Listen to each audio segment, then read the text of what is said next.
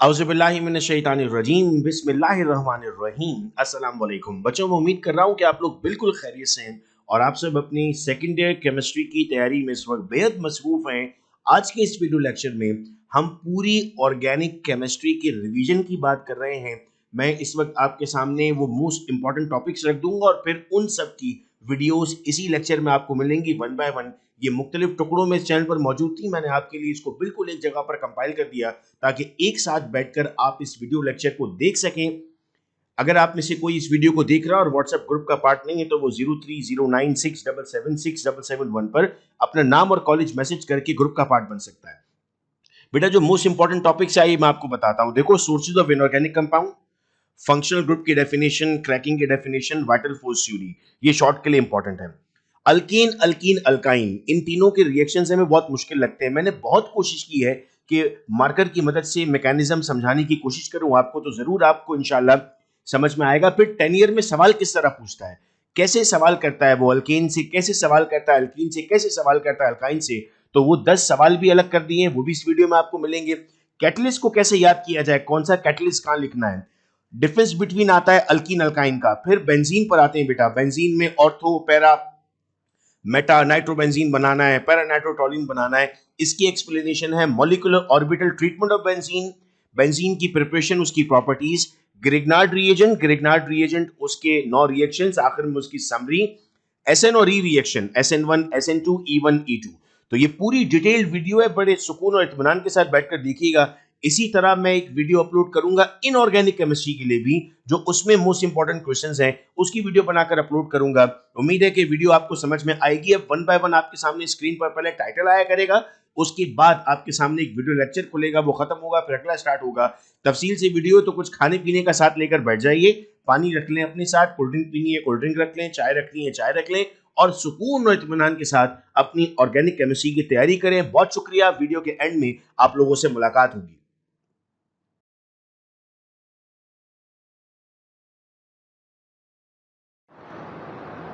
औज़ुबिल्लाहिमिनश्शैतानिर्रजीम बिस्मिल्लाहिर्रहमानिर्रहीम अस्सलाम वालेकुम। बच्चों, मैं उम्मीद करता हूँ कि आप सब खैरियत से हैं और आप सबको वेलकम एक मरतबा फिर ऑनलाइन क्लासेस में। हमने पिछली वीडियो लेक्चर में बेटे डिस्कस किया था different sources of organic compounds को, जिसमें एक सोर्स हमने पढ़ी थी, और इससे पिछली वीडियो लेक्चर में आपने IUPAC नोमेनक्लेचर समझा अल्केन, अल्कीन और अल्काइन का, और फिर इसके बाद आपको MCQs के टेस्ट भी मिले। आज इस लेक्चर के बाद आपको उसके आंसर्स भी मिल जाएंगे, तो आप अपने आंसर्स को चेक भी कर सकते हैं। मैं उम्मीद करता हूं कि सीक्वेंस के साथ हम चीज़ों को पढ़ते जा रहे हैं तो चीज़ें हमें आसान भी लग रही हैं और समझ भी आती जा रही हैं। बच्चों, आज हम 2 टॉपिक डिस्कस करने वाले हैं, नेचुरल गैस और पेट्रोलियम, और इससे क्या क्या चीज़ें पूछी जा सकती हैं इम्तिहान में, वो सब हम डिस्कस करेंगे। सबसे पहले हम ऑर्गेनिक केमिस्ट्री की गिनती पढ़ लेते हैं कि ऑर्गेनिक केमिस्ट्री में हम काउंटिंग किस तरीके से कर रहे होते हैं। सर, हम कहते हैं अगर 1 कार्बन है तो उसे मीथ कहेंगे, अगर 2 कार्बन है तो हम उसे ईथ कहेंगे, 3 कार्बन को हम prop, 4 carbon but, 5 carbon pent, 6 carbon hex, 7 carbon hept, 8 carbon oct, 9 carbon non और 10 कार्बन डेक कहलाएंगे। तो टोटल हमारे पास 10 की गिनती हमने पढ़नी होती है। इसको हम कैसे पढ़ते हैं? इसको हम पढ़ते हैं meth, eth, prop, but, pent, hex, hept, oct, non, dec. तो 10 हमें याद हो जाते हैं। अब अगर इनके दरमियान में कार्बन और कार्बन में सिंगल बॉन्ड है तो उसे हम कहते हैं बेटा एन, ANE। अगर डबल बॉन्ड है तो कहते हैं ईन, ENE। अगर ट्रिपल बॉन्ड है तो कहते हैं YNE। ठीक है, यानी अगर कार्बन और कार्बन के दरमियान सिंगल बॉन्ड मौजूद होगा और 2 कार्बन है तो नाम क्या बन जाएगा? ईथेन। अगर कार्बन और कार्बन के दरमियान डबल बॉन्ड होगा और 2 कार्बन है तो नाम क्या बन जाएगा? ईथीन। और अगर कार्बन और कार्बन के दरमियान ट्रिपल बॉन्ड होगा, 2 कार्बन थे तो नाम क्या बन जाएगा? ईथआइन। तो ईथ यहां से 2 कार्बन से आपने लिया, एन, इन और आइन का आपने इस्तेमाल किया। अब हम कहते हैं सर ऑर्गेनिक कंपाउंड की बड़ी सोर्स है हमारे पास नेचुरल गैस। नेचुरल गैस में जो सबसे ज़्यादा पाई जाती है वो CH4 होती है।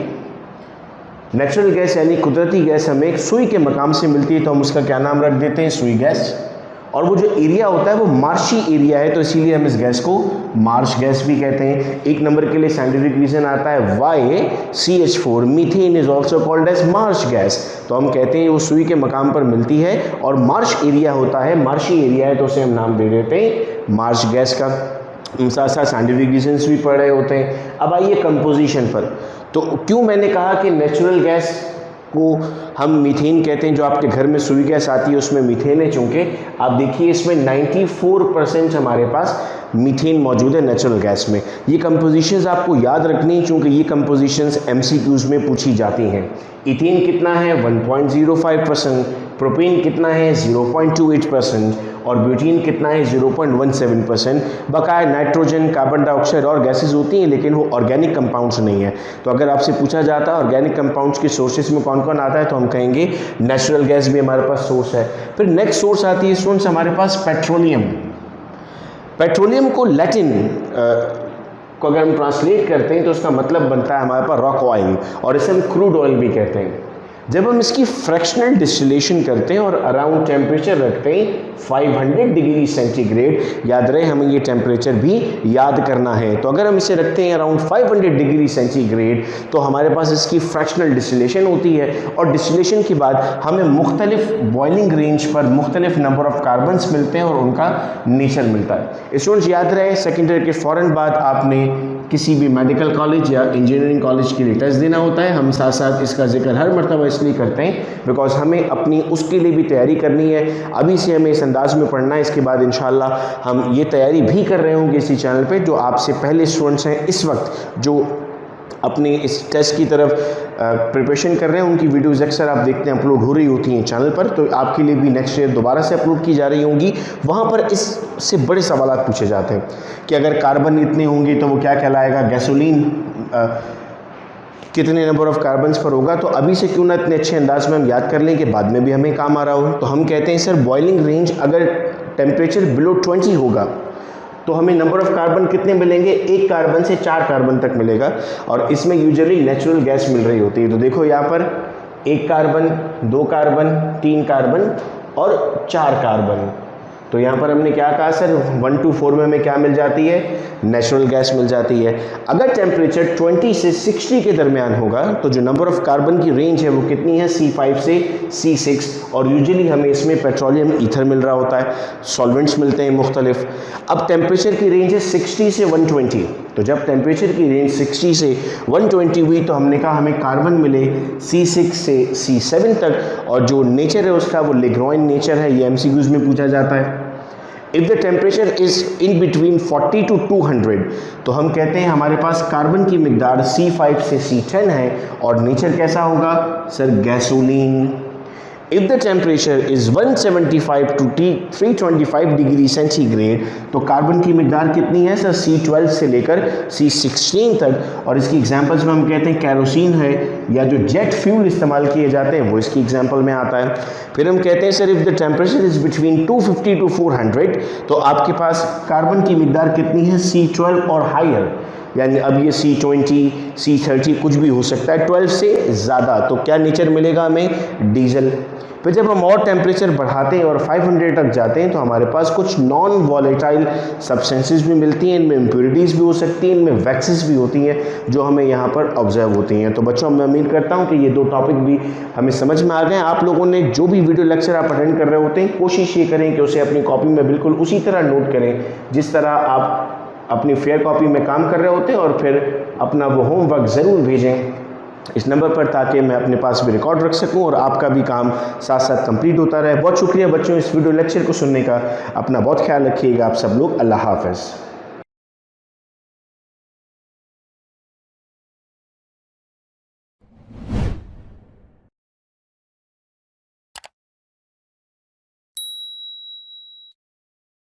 औज़ुबिल्लाहिमिनश्शैतानिर्रजीम बिस्मिल्लाहिर्रहमानिर्रहीम। अस्सलाम वालेकुम बच्चों, मैं उम्मीद करता हूँ कि आप सब खैरियत से और आप सबको welcome second year chemistry online classes में।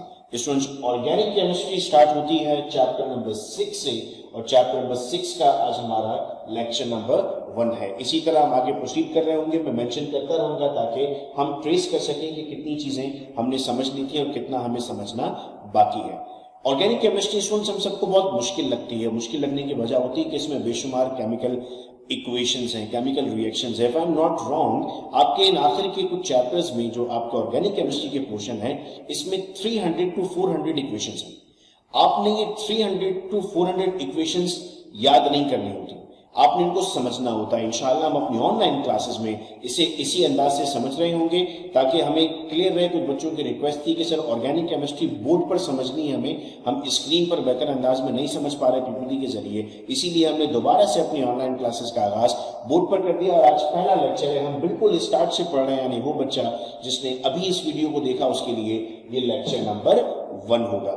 आते ही बात करते हैं सर ऑर्गेनिक कंपाउंड की। तो मैं आपको बेस आपकी स्ट्रॉन्ग करता हूं ऑर्गेनिक केमिस्ट्री की कि सर सबसे पहले जो बुनियाद रखी गई थी ऑर्गेनिक कंपाउंड्स की, उसमें कहा गया था कि वो कंपाउंड जो लिविंग ऑर्गेनिज्म से मिलते हैं यानी ऑर्गन से मिलते हैं, उन्हें हम क्या कहते हैं? उन्हें हम कहते हैं ऑर्गेनिक कंपाउंड्स। और इस थ्योरी का नाम था वाइटल फोर्स थ्योरी। वाइटल का मतलब होता है कुदरती ताकत, ऐसी सलाहियत जिसके जरिए किसी भी कंपाउंड में हम कहते हैं कि कोई भी चीज मौजूद होगी, तो इसको हमने यहाँ पर बुनियाद पे नाम ले लिया था कि जी ऑर्गेनिक कंपाउंड सिर्फ कहाँ बन सकते हैं? ऑर्गेनिक कंपाउंड सिर्फ और सिर्फ हम में बन सकते हैं, यानी इंसानों में बन सकते हैं, चूंकि ऑर्गन लिखा हुआ था। जब एक साइंटिस्ट थे वॉलर, याद रहे बच्चों के जितनी भी साइंस के तजुर्बे हैं ये तमाम के तमाम कामयाब तरीन तजुर्बे नहीं होते। कभी कभी साइंटिस्ट एक्सीडेंशियल भी कुछ चीजें मालूम कर लेता है। मिसाल देकर समझाऊंगा।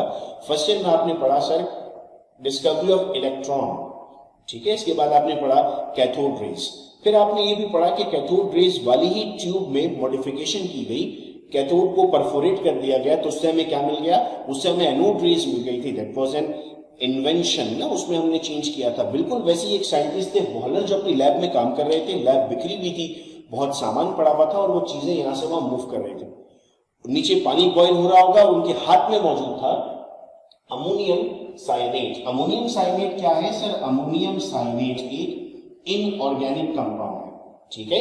अमोनियम साइनेट क्या है सर? अमोनियम साइनेट एक इनऑर्गेनिक कंपाउंड है। इन्होंने इस इनऑर्गेनिक कंपाउंड का लेकर जब जा रहे थे एक जगह से दूसरी जगह, तो क्या देखा इन्होंने ये देखा कि इनके हाथ से वो गिर गया। जब इनके हाथ से वो बॉइलिंग वाटर में गिर गया, तब इन्हें ऐसा महसूस हुआ कि उसमें से जो स्मेल आ रही है वो यूरिया की आ रही है। खाद जिसे हम आम उर्दू में कहते हैं, ह्यूमंस का भी वेस्ट प्रोडक्ट होता है ना, यूरिया की स्मेल आ रही है। यूरिया क्या है सर? यूरिया तो ऑर्गेनिक कंपाउंड है। तो भाई अब तक तो दुनिया कहती थी कि लिविंग चीजों से ही सिर्फ ऑर्गेनिक कंपाउंड बन सकता है, लैब में नहीं बन सकता, वाइटल फोर्स थ्योरी ने कहा था। लेकिन यहां हमने क्या देखा? हमने देखा सर इनऑर्गेनिक कंपाउंड से क्या बना दिया? ऑर्गेनिक कंपाउंड बना दिया। तो वॉलर ने वाइटल फोर्स थ्योरी को खत्म कर दिया और कहा कि नहीं, ये जरूरी नहीं है कि किसी जानदार से मिलेगा। ये मुमकिन है कि वो जानदार से मिल सकता है, लेकिन बहुत सारे केसेस में हम लैब में बना सकते हैं। चूंकि बड़ी इन्वेंशन थी, तो अब वॉलर ने काम जानबूझकर किया। पहले गलती से हो गया था, अब उसने जानबूझकर उसमें फेंका। अब फेंककर उसने क्या देखा कि यस वाकई में इसकी स्मेल आ रही है और यूरिया बन रहा है। तो कहा जी वाइटल फोर्स थ्योरी खत्म हो गई, अब ऑर्गेनिक कंपाउंड्स वो हैं जो लैब के बाहर बन सकते हैं। फिर क्या डेफिनेशन मिली हमें ऑर्गेनिक कंपाउंड्स की? हमने कहा sir organic compounds are hydrocarbons, यानी carbon containing hydrogen and their derivatives. Derivatives का क्या मतलब होगा? उनसे मिलकर जो बने हैं, यानी बेसिक स्केलेटन कार्बन और हाइड्रोजन का होगा, ऑक्सीजन भी शामिल हो सकता है, नाइट्रोजन भी हो सकता है, सल्फर भी हो सकता है, लेकिन बेसिक स्केलेटन में आपके पास हाइड्रोकार्बन मौजूद होंगे, ठीक है सर। फिर हमने ये पढ़ा कि सर हमारे पास ये जो हाइड्रोकार्बन्स हैं, इन हाइड्रोकार्बन्स के इतने सारे कंपाउंड्स हैं। देखो अब तक भी 118 एलिमेंट्स डिस्कवर हो चुके हैं।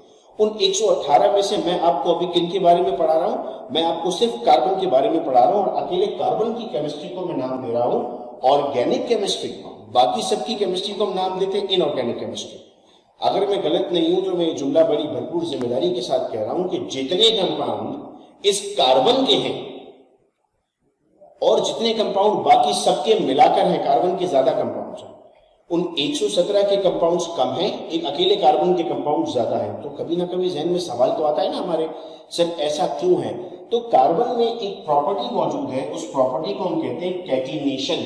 क्या कहते हैं? रिपीट करना, कैटिनेशन। कैटिनेशन का मतलब होता है ability to form long chains, ऐसी सलाहियत जिसके जरिए लॉन्ग चेन्स बनाई जाती है। तो कार्बन की आदत है कि वो चेन फॉर्म करता है, कार्बन से कार्बन मिलता है, नए नए कंपाउंड्स बनते हैं। यानी मैं इसको अब आपको यूं समझाता हूं कि घर में 5 लोग हैं, एक बंदे की आदत है सबसे दोस्ती रखना, सबसे हाथ मिलाना, सबसे अच्छे से बात करना, तो उसको पूरे खानदान में सब लोग बहुत ज्यादा पसंद करते हैं। कभी वो किसी शादी में नहीं जाता तो पूछते हैं, यार फलाना नहीं आया, क्यों नहीं आया? जो गया होता है वो सोचता है, यार मैं आया हूं, मेरा नहीं पूछ रहे, जो नहीं आया मुझसे उसका पूछ रहे हैं। चूंकि उसके अंदर क्या मौजूद थी? कैटिनेशन मौजूद थी। तो कार्बन में भी क्या मौजूद है? कैटिनेशन मौजूद है। फिर ऑर्गेनिक केमिस्ट्री में हमारे पास एक डेफिनेशन आती है फंक्शनल ग्रुप। ये क्या होता है सर? वो ग्रुप जिसकी वजह से उस कंपाउंड की प्रॉपर्टीज हैं वो कहलाता है फंक्शनल ग्रुप। मिसाल के तौर पर हमारे पास अगर कोई कंपाउंड है जिसमें हमारे पास, मैं आपको लिख के बताता हूं, कार्बन है, हाइड्रोजन है और ऑक्सीजन है, उसकी प्रॉपर्टी किस पर डिपेंड करेगी? उसकी प्रॉपर्टी डिपेंड करेगी फंक्शनल ग्रुप पर। CH4 का नाम हमने सुना है? CH4 होता है मीथेन। ये नेचुरल गैस भी है, ये सुई गैस भी कहलाती है, चूंकि सुई के मकाम पे मिलती है। और CH3OH का नाम भी आपने सुना है, ये है मीथाइल अल्कोहल। अगर मैं स्ट्रक्चर ड्रॉ करूं आपके सामने, तो कार्बन के साथ अगर 3 इस तरह हाइड्रोजन अटैच कर दूं तो ये किसका स्ट्रक्चर बन गया? ये मीथेन का स्ट्रक्चर बन गया। अब इसमें फंक्शनल ग्रुप क्या है सर? सिंगल बॉन्ड आपको नजर आ रहे हैं, ये सिंगल बॉन्ड इसका फंक्शनल ग्रुप है। तो मीथेन क्या है सर? मीथेन एक गैस है। अब मैं क्या करता हूं, मैं इस H को रिमूव कर देता हूं और रिमूव करने के बाद OH लगा देता हूं। अब OH क्या है? अब इसका फंक्शनल ग्रुप क्या बन गया है सर? इसका फंक्शनल ग्रुप OH बन चुका है। इसका फंक्शनल ग्रुप क्या बन गया? OH बन गया। अब प्रॉपर्टीज बदल गई। CH4 गैस थी तो ये लिक्विड है, ठीक है, तो पूरा state of matter he change हो गया। तो ऐसा तरीका जिसकी वजह से आपका स्टेट ऑफ मैटर बदल जाए, जिसकी वजह से प्रॉपर्टीज बदल जाए, वो क्या कहलाता है?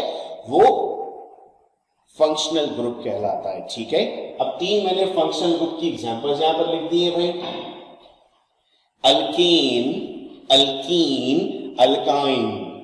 पढ़ो मेरे साथ, अल्कीन, अल्कीन, अल्काइन। अल्कीन में क्या होता है? Single covalent bond. अल्कीन में क्या होता है? Double covalent bond. और अल्काइन में क्या होता है? Triple covalent bond. तो फिर पढ़ते हैं भाई साथ में, अल्कीन सिंगल कोवेलेंट बॉन्ड है, अल्कीन डबल कोवेलेंट बॉन्ड है और अल्काइन ट्रिपल कोवेलेंट बॉन्ड है। अब मैं आप लोगों को गिनती याद करवाता हूं। आप कहेंगे गिनती तो हमें आती है, लेकिन मैं ऑर्गेनिक की जबान में गिनती आपको याद करवाता हूं। 1 carbon, 2 carbon, 3 carbon, 4 carbon, 5 carbon, 6, 7, 8, 9 और 10। तो टोटल कितने कार्बन है हमारे पास? 10 कार्बन है। 1 कार्बन को कहते हैं भाई मीथ, 2 को कहते हैं ईथ, 3 को कहते हैं प्रॉप, 4 को कहते हैं ब्यूट, 5 को कहते हैं पेंट, 6 को कहते हैं हेक्स, 7 को कहते हैं हेक्ट, 8 को कहेंगे ऑक्ट, 9 को कहेंगे नॉन और 10 को कहेंगे डेक। तो अगर 3 कार्बन हैं और उनके दरमियान सिंगल कोवेलेंट बॉन्ड है तो नाम बनेगा प्रोपेन। सिंगल के लिए क्या आता है? ANA। अगर 3 कार्बन है और डबल कोवेलेंट बॉन्ड है तो नाम बनेगा प्रोपीन। अगर 4 कार्बन है और ट्रिपल कोवेलेंट बॉन्ड है तो नाम बनेगा ब्यूटाइन।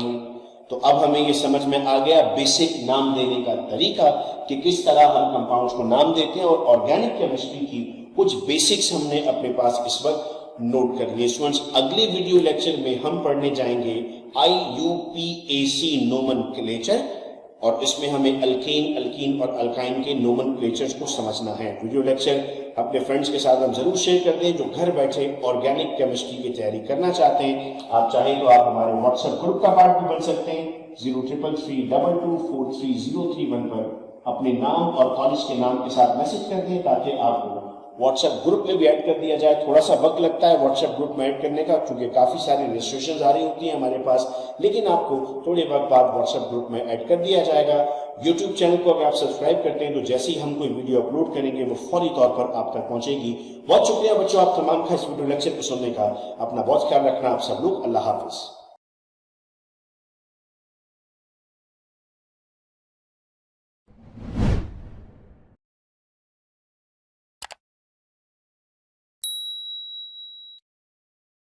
औज़ुबिल्लाहिमिनश्शैतानिर्रजीम बिस्मिल्लाहिर्रहमानिर्रहीम अस्सलाम वालेकुम। बच्चों मैं उम्मीद करता हूँ आप सब खैरियत से और आप सबको वेलकम एक मरतबा फिर online second year chemistry classes में। स्टूडेंट्स चैप्टर 6 हमने स्टार्ट किया हुआ था और चैप्टर 6 ऑर्गेनिक में हमने बेसिक समझने के बाद आज हम समझने जा रहे हैं टॉपिक फंक्शनल ग्रुप।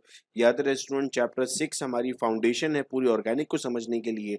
अगर चैप्टर 6 हमें अच्छे से समझ में आ गया तो हमें इसके बाद 7, 8 और 9 बहुत आसानी से समझ में आएगा।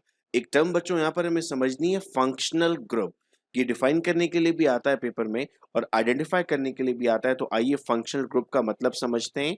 It may be defined as an atom और group of atom or radical which is responsible for the entire chemical properties of the organic compound। यानी ये एक एटम हो सकता है, ये एटम का ग्रुप हो सकता है, ये रेडिकल हो सकता है जिसकी वजह से पूरे ऑर्गेनिक कंपाउंड की केमिकल प्रॉपर्टीज आपको नजर आ रही होंगी, या फिर एन एटम और group of atom in a molecule that gives the molecule its characteristic chemical properties is called as functional group।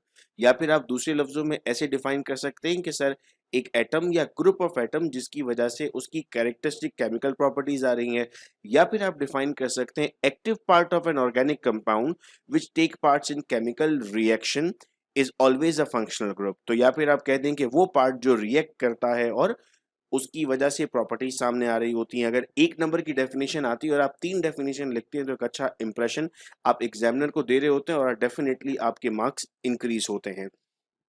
Generally N organic compound is compose of 2 part. Sir organic compound के 2 parts होते हैं, एक hydrocarbon part कहलाता है और एक active part कहलाता है। अब जरा यहाँ देखिएगा बच्चों, hydrocarbon part of an organic compound is chemically inert and the other part which is active is the functional group. Inert का मतलब होता है जो रिएक्शन नहीं करेगा। देखो ये कंपाउंड बना हुआ है, इसका फॉर्मूला है C2H5Br। तो ये CH3CH2 क्या है, हाइड्रोकार्बन पार्ट है और ये क्या होगा सर, ये इनर्ट होगा, ये रिएक्ट नहीं करेगा। और यहाँ पर हमारे पास Br यानी ब्रोमीन मौजूद है, ये क्या है सर, फंक्शनल ग्रुप है। तो इस कंपाउंड की जितनी भी प्रॉपर्टीज होंगी वो तमाम की तमाम किसकी वजह से होंगी सर, इस Br की वजह से होंगी। अब आइए हमें कुछ याद करने पड़ेंगे कंपाउंड और हमें याद करना पड़ेगा उनके फंक्शनल ग्रुप। अल्कीन में क्या फंक्शनल ग्रुप है सर, कोई फंक्शनल ग्रुप नहीं है। अल्कीन में क्या फंक्शनल ग्रुप है सर, डबल बॉन्ड अल्कीन का फंक्शनल ग्रुप है। अल्काइन में क्या सर, ट्रिपल बॉन्ड होता है। अल्कोहल में OH होगा। अल्काइल हैलाइड में X यानी कोई भी हेलोजन, इसके पहले R लगा हुआ होता है और R हमारे पास हाइड्रोकार्बन पार्ट है। अमाइन में NH2, अल्डिहाइड में COH, कीटोन में CO, कार्बोक्सिलिक एसिड में COOH, ईथर्स में O और ईस्टर में COOR। बच्चों याद रहे कि ये फंक्शनल ग्रुप हमें MCQs में भी पूछे जाते हैं और चैप्टर नंबर 9 तो पूरा इसी पर बेस कर रहा है हमारा। अच्छा जी, अब हम आते हैं सर कितनी तरह के हमारे पास ऑर्गेनिक कंपाउंड्स हैं। तो हमने ऑर्गेनिक कंपाउंड्स को क्लासिफाई कर दिया है 2 टाइप्स में, ओपन चेन कंपाउंड और close chain compound. Open chain compound को हमने एक और नाम दे दिया ए साइक्लिक और क्लोज चेन को हमने नाम दे दिया साइक्लिक। बच्चों याद रहे कि साइंस में जब कभी किसी वर्ड के साथ हम ए लगा देते हैं तो मतलब नहीं बन जाता है। ए साइक्लिक का मतलब है साइकिल नहीं होगा, स्ट्रेट चेन होगी, और साइक्लिक का मतलब है क्लोज कंपाउंड होगा। आपको इतनी प्रैक्टिस कर लेनी होगी कि कंपाउंड देखकर आपने पहचानना होगा कि सर ये हमारे पास ओपन चेन है या क्लोज चेन है। तो देखिए compound which have open chain skeleton are called as aliphatic compound. इसे अगला क्या नाम दे दिया हमने, एलिफेटिक कंपाउंड या एलिफेटिक हाइड्रोकार्बन। ये देख रहे हो ओपन चेन है, खुला हुआ है, ये देख रहे हो ओपन चेन है। अब आओ जरा क्लोज चेन पर। तो देखो organic compound containing close ringed, ये देखो क्लोज रिंग है, ये भी रिंग बनी हुई है, यहाँ भी रिंग बनी हुई है। तो ये क्या है, साइक्लोब्यूटेन, 4 कार्बन है तो ब्यूट कहेंगे। साइक्लोप्रोपेन, पिछले वीडियो लेक्चर में पढ़ा था ना हमने कितने कार्बन होते हैं तो क्या कहते हैं, तो ये बन गया साइक्लोप्रोपेन। अच्छा अगर कोई लेक्चर मिस कर दे तो बेटा तो पहले पुराना लेक्चर देखा करो, ये कंटिन्यूशन में चल रहे हैं। हम चैप्टर 1 पढ़ लिया, 2 पढ़ लिया, 3 पढ़ लिया, अब 6 चल रहा है और इसी तरह इंशाल्लाह पूरा कोर्स हमने कंप्लीट करना। और आप अगर चाहते हैं कि कोई आपका फ्रेंड इस तरह इन क्लासेस को अटेंड करे तो जरूर उसे व्हाट्सएप ग्रुप में ऐड करवा दें 03332243 पर राब्ता करके। ये साइक्लोहेक्सेन बन गया। अब हम कहते हैं सर साइक्लिक कंपाउंड की भी टाइप्स हैं हमारे पास। क्या टाइप्स हैं सर, होमोसाइक्लिक और कार्बोसाइक्लिक, यानी ऐसा कंपाउंड जिसकी साइकिल में सिर्फ और सिर्फ क्या मौजूद हो सर, सिर्फ और सिर्फ कार्बन मौजूद हो। ये साइक्लोप्रोपेन है, ये साइक्लोहेक्सेन है, ये साइक्लोब्यूटेन है, ये बेंजीन का स्ट्रक्चर है। इन डबल बॉन्ड से हम पहचानते हैं कि ये बेंजीन का स्ट्रक्चर है। यहाँ पर सिर्फ कार्बन मौजूद है, यहाँ भी कार्बन, यहाँ भी कार्बन, यहाँ भी carbon, carbon carbon carbon, carbon carbon carbon carbon, यहाँ पर भी कार्बन कार्बन कार्बन, फिर कार्बन, फिर कार्बन, फिर कार्बन, और यहाँ पर भी कार्बन कार्बन और कार्बन। तो सिर्फ क्या क्या मौजूद है सर? सिर्फ और सिर्फ कार्बन मौजूद है। ऐसा कंपाउंड जिसमें सिर्फ और सिर्फ कार्बन मौजूद होगा उसे हम क्या नाम देंगे सर? हम उसे नाम देंगे होमोसाइक्लिक या कार्बोसाइक्लिक का। अब आइए जरा हेट्रोसाइक्लिक पर। तो हेट्रोसाइक्लिक का मतलब होगा सर कोई और भी इसमें ऐड हो रहा है। देखो क्या लिखा है, when ring of compound consist of carbon as well as any other element, the compound is said to be heterocyclic, or cyclic compound which contain at least one atom of another element in addition to carbon in the ring is referred as heterocyclic। तो बच्चों इसका मतलब हमें ये समझ में आ रहा है कि सर अगर कार्बन के अलावा, देखो यार नाइट्रोजन लग गया, अब यहाँ कार्बन नहीं है ना, ये पायरिडीन कहलाता है। यहाँ पर ऑक्सीजन लग गया, ऑक्सीजन कहला रहा है। तो ये क्या है सर? ये हेट्रोसाइक्लिक है, जिसमें इसके अलावा भी कोई और चीज हमें यहाँ पर लगी हुई मिल रही है। अब आइए टाइप्स ऑफ होमोसाइक्लिक कंपाउंड की। अच्छा, अब आपने क्या करना है स्टूडेंट, जिसका चार्ट अपने पास ड्रॉ करना है। सबसे पहले आप क्या करेंगे, आप सबसे पहले ऊपर लिखेंगे टाइप्स ऑफ ऑर्गेनिक कंपाउंड, ठीक है। आप अपने पास पोर्ट्रेट में बना लें इसको। एक तरफ लिखिएगा ओपन चेन, एक तरफ लिखिएगा क्लोज चेन, ठीक है। फिर ओपन चेन में आप एग्जाम्पल चाहें तो लिख सकते हैं इसकी, और नीचे लिख दें एलिफेटिक कंपाउंड। फिर क्लोज चेन में चाहें तो एग्जाम्पल बना लें और लिख लें साइक्लिक कंपाउंड। फिर क्लोज चेन की दो शाखें निकालिएगा, एक तरफ आ जाएगा होमोसाइक्लिक या कार्बोसाइक्लिक, एक तरफ आ जाएगा हेट्रोसाइक्लिक। फिर अब हम क्या पढ़ रहे हैं, होमोसाइक्लिक की फर्दर हम टाइप्स पढ़ रहे हैं, तो वहां से आप दो ब्रांचेस निकालिएगा। इनको कौन कौन सी ब्रांचेस में डिवाइड कर दिया सर? एलिसाइक्लिक और एरोमेटिक। अब एलिसाइक्लिक क्या होते हैं sir? Homocyclic compound which resemble aliphatic compound and do not contain benzene ring. Sir ये बेंजीन रिंग क्या होती है? ऑल्टरनेट जो बॉन्ड बने होते हैं, यानी ऑल्टरनेट का मतलब होता है यहाँ पर बना हुआ यहाँ नहीं है, फिर यहाँ पर बना हुआ यहाँ नहीं है, फिर यहाँ पर बना हुआ यहाँ नहीं है, इसे हम कहते हैं ऑल्टरनेटिव बॉन्ड। तो जिसमें ये मौजूद होगा वो कहलाएगा बेंजीनॉइड या एरोमेटिक कंपाउंड, और जिसमें ये मौजूद नहीं होगा वो कहलाएगा एलिसाइक्लिक कंपाउंड। इसे एरोमेटिक क्यों कहते हैं? साइंटिफिक रीजन आता है why they are called as aromatic compound. Aroma का मतलब होता है फ्रेगनेंस, खुशबू। तो हम कहते हैं इन कंपाउंड्स में फ्रेगनेंस या खुशबू मौजूद होती है, जिसकी बुनियाद पर हम क्या कह देते हैं? इसकी बुनियाद पर हम कहते हैं कि सर ये एरोमेटिक कंपाउंड्स है। मैं उम्मीद कर रहा हूँ कि एग्जाम्पल दे देकर जो बातें मैं समझाने की कोशिश कर रहा हूँ वो हमें आसान लफ्जों में समझ भी आती जा रही हैं। अब आते हैं सर, एक अलग डेफिनेशन आती है लास्ट में। मैं आपको मार्क्स बताऊंगा टोटल के आज की वीडियो लेक्चर में हमने कितने मार्क्स हासिल कर लिए। डेफिनेशन है cracking. What is cracking? When high molecular mass long chain alkane are subject to heat above their boiling point, they are broken down to produce smaller alkane, alkene and hydrogen. This thermal decomposition is called as cracking. अगर आपके पास एक long chain है alkane की, बहुत सारे carbon है उसमें, 100 above carbon है, जब आप उसको हीट करते हैं, जब आप उसे हीट करेंगे तो वो छोटे छोटे अल्कीन, अल्कीन और हाइड्रोजन में टूट जाएगा। इस प्रोसेस को हम क्या नाम देते हैं? इस प्रोसेस को हम नाम देते हैं सर क्रैकिंग का। Cracking involve splitting of larger alkyne of less volatile into smaller molecules of high volatility।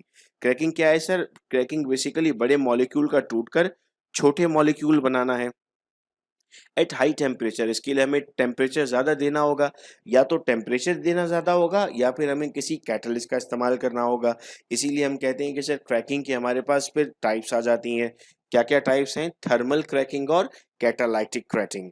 अब देखते हैं सर, थर्मल क्रैकिंग क्या होती है? जिसमें टेम्परेचर का इस्तेमाल होगा। कैटालाइटिक क्या होगी sir? In catalytic cracking a catalyst such as silica और एल्यूमिनियम और जियोलाइट इज यूज। कोई भी एक हम कैटलिस्ट इस्तेमाल करते हैं, कैटलिस्ट वो होगा जो रिएक्शन को फास्ट करने में मदद देगा।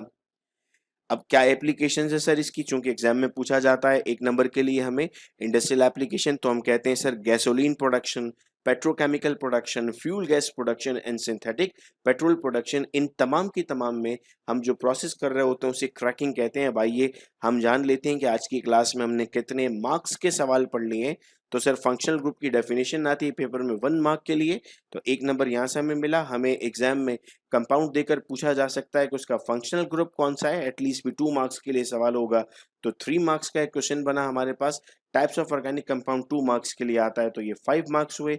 एग्जाम्पल इसमें पूछी जा सकती है, हम 2 मार्क्स लेते हैं उसके 7, और लास्ट में हमारे पास क्रैकिंग पूछा जा सकता है 2 मार्क्स के लिए, दैट इज 9, और उसकी इंडस्ट्रियल एप्लीकेशन पूछी जा सकती है 1 मार्क के लिए, दैट इज 10। तो आज की जो क्लास थी बेटा हमारी 10 मार्क्स के लिए थी। ये वीडियो लेक्चर उन फ्रेंड्स के साथ ज़रूर शेयर कीजिएगा जो ऑनलाइन क्लासेस लेना चाहते हैं। इंशाल्लाह इसी तरह हम अपना पूरा कोर्स कंप्लीट कर लेंगे। बहुत शुक्रिया बच्चों इस वीडियो लेक्चर को सुनने का। अपना बहुत ख्याल रखिएगा आप सब लोग। अल्लाह हाफिज़।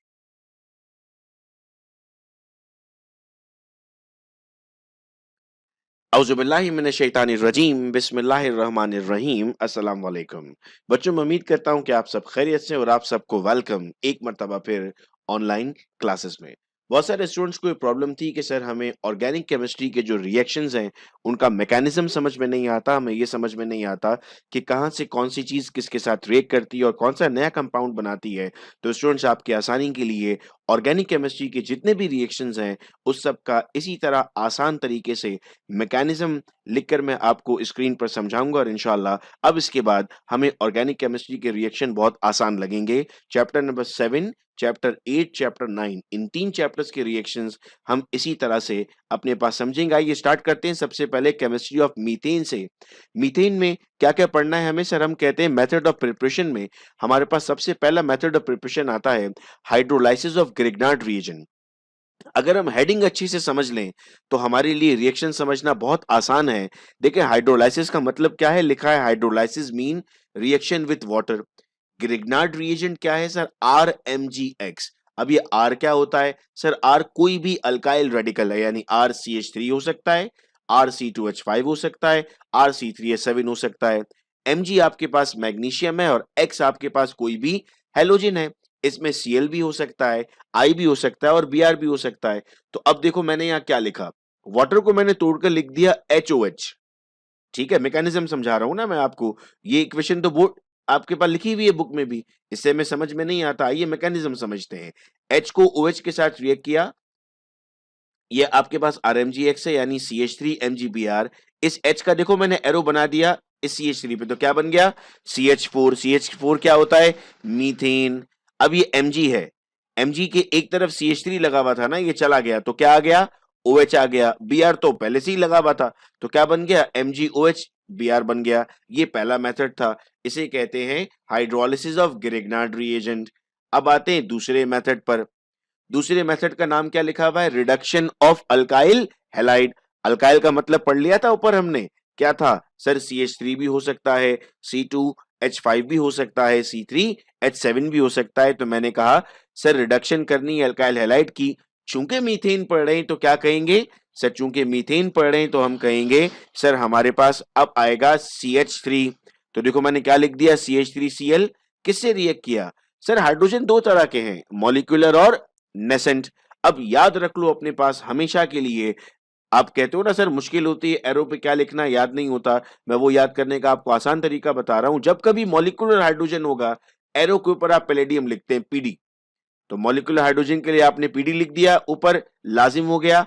एक HCl के पास गया, एक HCH3 के पास आया। CH3 के पास जब H चला गया तो क्या बन गया? भले ही ऑनलाइन क्लास है लेकिन जरूर बोलो, ताकि आप भी सुनो, आप ये सोचो कि मैं सुन रहा हूं, और आपके पेरेंट्स को भी पता चले कि आप ऑनलाइन क्लासेस में अच्छे अंदाज से पढ़ रहे हैं। ये बन गया CH4। ये किससे किया हमने सर? मॉलिक्यूलर हाइड्रोजन से किया।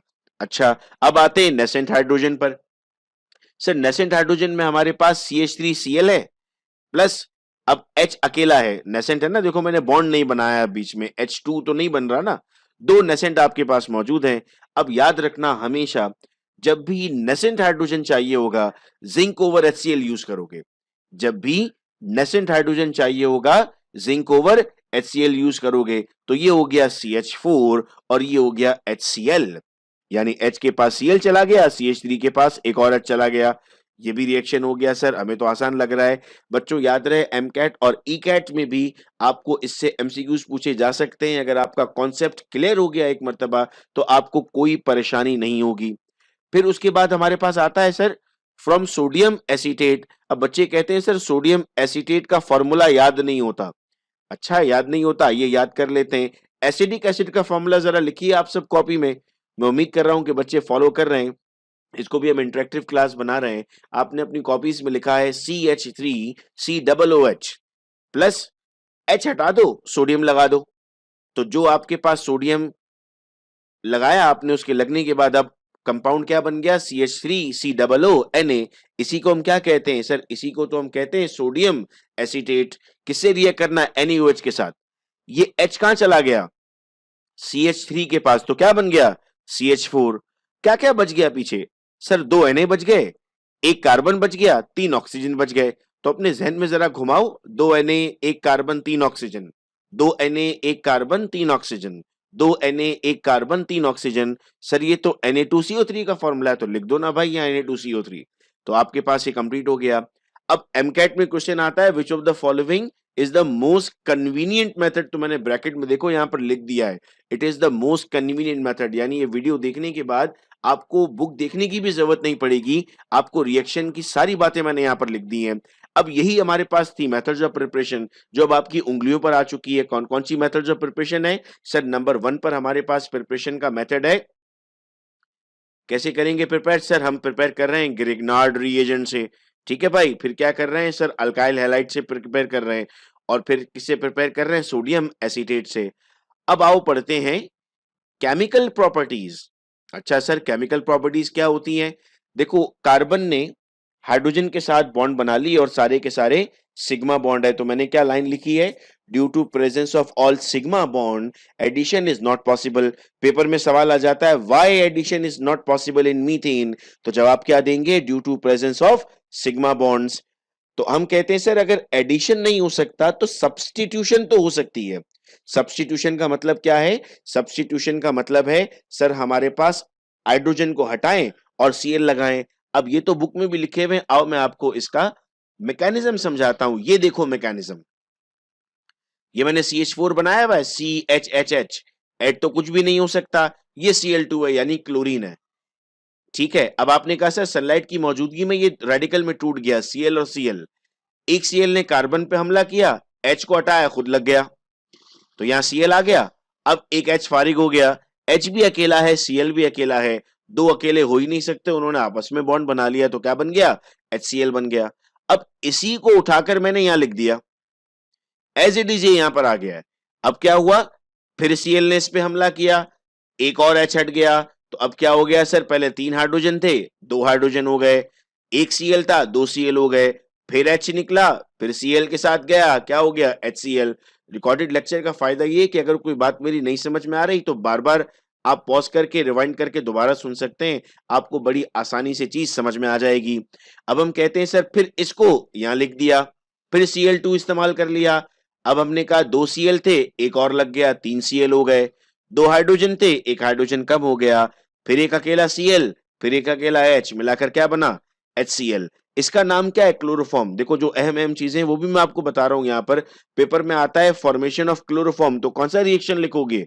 ये नहीं कहोगे कि कोर्स में नहीं है, ये नहीं कहोगे टीचर ने नहीं पढ़ाया, आप कहोगे हमें हमारे उस्ताद ने पढ़ाया था, हमें यहां पर लिखना है इस वाले रिएक्शन को। इसको फिर मैं आगे लेकर गया, चलो भाई फिर आगे आ गया, इसको यहां लिख दिया, फिर Cl2 ऐड किया, अकेला हाइड्रोजन बचा था, इसको भी साइड पर कर दिया, क्या बन गया? CCl4, carbon Cl Cl Cl और Cl प्लस HCl। क्या ये रिएक्शन इसके आगे प्रोसीड कर सकता है? नहीं सर, ये रिएक्शन इससे आगे प्रोसीड नहीं कर सकता, चूंकि Cl ही खत्म हो गए। तो हम कहते हैं सर ये इस रिएक्शन की टर्मिनेशन थी। मैं उम्मीद कर रहा हूं कि मैकेनिज्म हमें बहुत अच्छे से समझ में आया है और हम अपने फ्रेंड्स के साथ भी ये शेयर कर देंगे ताकि उनके पास भी ये सारी चीजें पहुंचना शुरू हो जाएं। अब आते हैं कंबस्शन पर। देखो फिर एक लाइन लिखी है मैंने, हाईली एक्सोथर्मिक।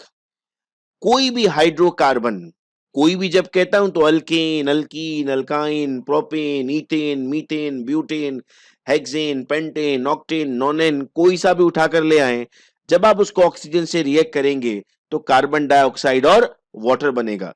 किसी भी हाइड्रोकार्बन को जब ऑक्सीजन से रिएक्ट करेंगे तो क्या बनेगा? कार्बन डाइऑक्साइड और वाटर बनेगा। वही मैंने यहां पर किया, CH4 को O2 से रिएक्ट करो भूल जाओ क्या रिएक्टेंट था, प्रोडक्ट आपको याद है, कार्बन डाइऑक्साइड और वाटर। चूंकि पेपर में कभी कभी ऐसा होता है, वो कहता है प्रोपेन की ऑक्सीडेशन करें। बच्चा कहता है ले भाई हमारे कोर्स में तो मीथेन और इथेन था, ये तो प्रोपेन दे दिया उसने। तो भले प्रोपेन दे दिया, परेशानी की कोई बात नहीं है, हमें पता है वो हाइड्रोकार्बन है, और अगर ऑक्सीडेशन होगी, ऑक्सीजन रिएक्ट करेगा कंबस्शन में, तो क्या बनेगा, कार्बन डाइऑक्साइड और वाटर बनेगा। अब ये मीथेन कंप्लीट हुआ, आइए इथेन की तरफ चलते हैं।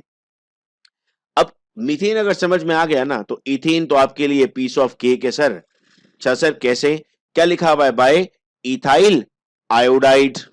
इथाइल आयोडाइड से कैसे बनाएंगे सर, बहुत आसान, C2H5 आई है प्लस 2 हाइड्रोजन है, एक हाइड्रोजन एक आई को ले जाएगा, HI बना देगा, दूसरा हाइड्रोजन यहां के लग जाएगा, C2H6 बन जाएगा। फिर नेक्स्ट आता है हमारे पास वर्ड्स रिएक्शन। वर्ड्स रिएक्शन क्या है सर, वर्ड्स रिएक्शन में हम कहते हैं सोडियम रिएक्ट करता है और दो मॉलिक्यूल्स के साथ, यानी दो मर्तबा, देखो मैंने RX लिखा है, एक मर्तबा और दो मर्तबा, और सोडियम से रिएक्ट किया है, तो मैंने यहां पर ये एरो बना दिया है कि Na ने किसको ले लिया, दोनों X को ले लिया, क्या बना दिया, NaX बना दिया, R के साथ R कंबाइन हो गया। अगर मैं R की जगह CH3 लेता हूं, फिर R की जगह CH3 लेता हूं, ClCl लिया, तो दो Na ने दो Cl के साथ मिलाकर क्या बना दिया, 2NaCl, CH3 के साथ मिल गया। ये बेसिकली क्या है, ये तो C2H6 है, ये तो इथेन है सर, इसी की तो हम प्रिपरेशन कर रहे हैं। अब एक मिनट रुकते हैं यहां पर। वर्ड्स रिएक्शन में हमेशा इवन नंबर वाले कंपाउंड बनते हैं, ये याद रखना है, ऑड नंबर नहीं बन सकते। वर्ड्स रिएक्शन से मीथेन नहीं बन सकता, चूंकि आपने कितने आर इस्तेमाल किए, 2 आर इस्तेमाल किए, और वर्ड्स रिएक्शन में जो कैटलिस्ट आपने इस्तेमाल किया है वो ईथर है। याद रहेंगी ये सारी बातें। अच्छा, जितनी भी लोग इस वीडियो को देख रहे हैं और वो व्हाट्सएप ग्रुप का पार्ट नहीं है, तो स्क्रीन पर नंबर दिया हुआ है 0333224331, इसके जरिए आप व्हाट्सएप ग्रुप का हिस्सा बन सकते हैं, ताकि और भी चीजें जो आपके साथ शेयर की जा रही हैं वो आपको मिलती रहे। अब आते हैं हाइड्रोलाइसिस ऑफ ग्रिग्नार्ड रिएजेंट। आप कहोगे लो सर ये तो अब हमें आता है, कैसे आता है, देखो हमने पहले जब पढ़ रहे थे तो यहाँ CH3 लिया था, ऐसे ही है भाई। आज क्या लेंगे, C2H5 लेंगे, चूंकि इथेन बनाना है। पहले CH3 क्यों लिया था, चूंकि सर मीथेन बनाना था, तो ये हो गया C2H5 MgCl, हाइड्रोलिसिस किया, H यहां आ गया, C2H6 बन गया, OH यहां आ गया, MgCl OH बन गया। ठीक है, तो ये मैकेनिज्म भी हमें समझ में आ गया। मैं उम्मीद कर रहा हूं कि आपके चेहरों पर मुस्कुराहट है और अब आपको ये अंदाजा हो रहा है कि ऑर्गेनिक केमिस्ट्री बहुत आसान है। अगला क्या है sir, catalytic hydrogenation of ethene. अच्छा भाई, इथीन क्या होता है sir, carbon carbon double bond, बना दिया डबल बॉन्ड।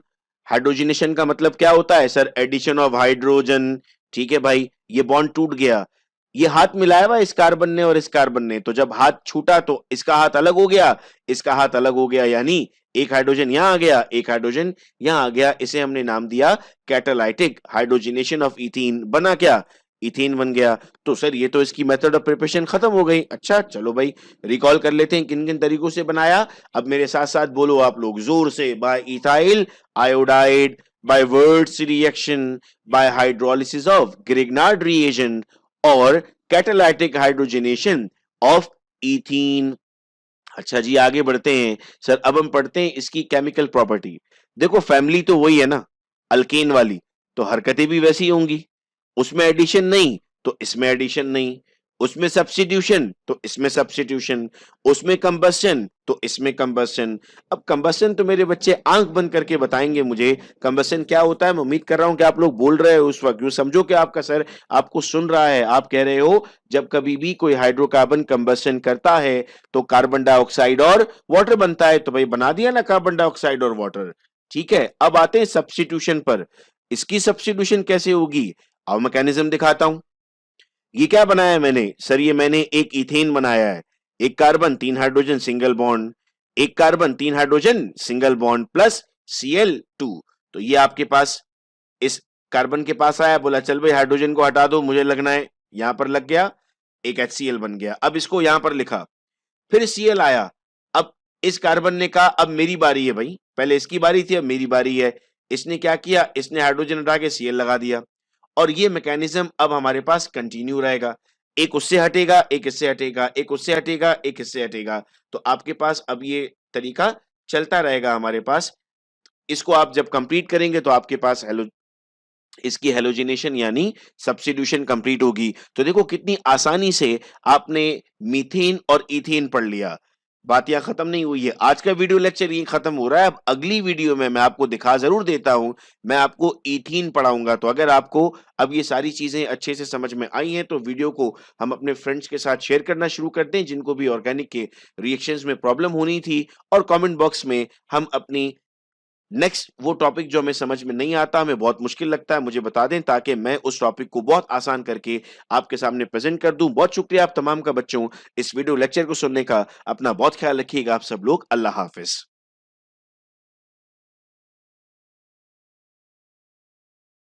औज़ुबिल्लाहिमिनश्शैतानिर्रजीम बिस्मिल्लाहिर्रहमानिर्रहीम अस्सलाम वालेकुम।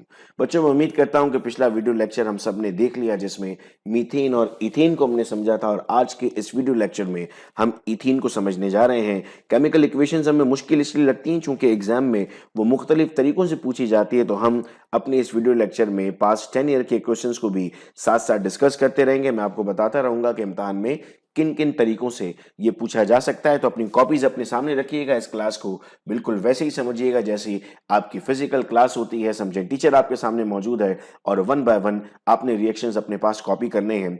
हम पढ़ने जा रहे हैं बेटा केमिस्ट्री ऑफ इथीन। इथीन का मतलब है कार्बन और कार्बन के दरमियान डबल बॉन्ड आएगा, और इथीन अल्कीन फैमिली का पहला मेंबर है। चूंकि मीथीन पॉसिबल नहीं है, हम कहते हैं कार्बन और कार्बन के दरमियान डबल बॉन्ड, तो मीथ में तो एक ही कार्बन होता है, इसीलिए मीथीन पॉसिबल नहीं होता। इथीन हमारे पास पहला मेंबर होता है। ये एमसीक्यूज में पूछा जाता है, which of the following is the first member of alkyne family. उसमें हम अगर कहते हैं कि सर नीचे ऑप्शन मीथीन दिया हुआ, बच्चे समझते हैं फर्स्ट मेंबर मीथ से आएगा, वो लगा देते हैं जल्दबाजी में, लेकिन वो गलत हो जाता है।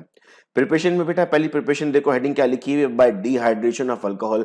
मैंने हमेशा बच्चों से कहा है कि हेडिंग को अच्छे से पढ़ोगे तो रिएक्शन खुद ब खुद हो जाएगा। डिहाइड्रेशन का मतलब है रिमूवल ऑफ वाटर मॉलिक्यूल। तो एक मतलब जोर से सब लोग बोलें, डिहाइड्रेशन का मतलब है रिमूवल ऑफ वाटर मॉलिक्यूल। ये समझिएगा कि आप क्लास में बैठे हुए हैं और आपकी आवाज में सुन सक रहा हूं, वाटर मॉलिक्यूल रिमूव करना है। ये तो इक्वेशन बुक में भी लिखी हुई है, आइए हम मैकेनिज्म के जरिए समझते हैं। ये बनाया बेटा मैंने इथाइल अल्कोहल यानी C2H5OH।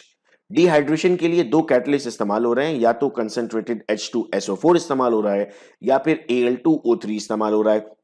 पेपर में या तो आपको इक्वेशन जब कंप्लीट करने के लिए आती है तो कैटलिस्ट आपको दे दिया जाएगा, रिएक्शन सेम करना है, दोनों में कोई फर्क हमारे पास मौजूद नहीं है। हम कहते हैं सर यहां पर हाइड्रोजन है, यहां पर OH है।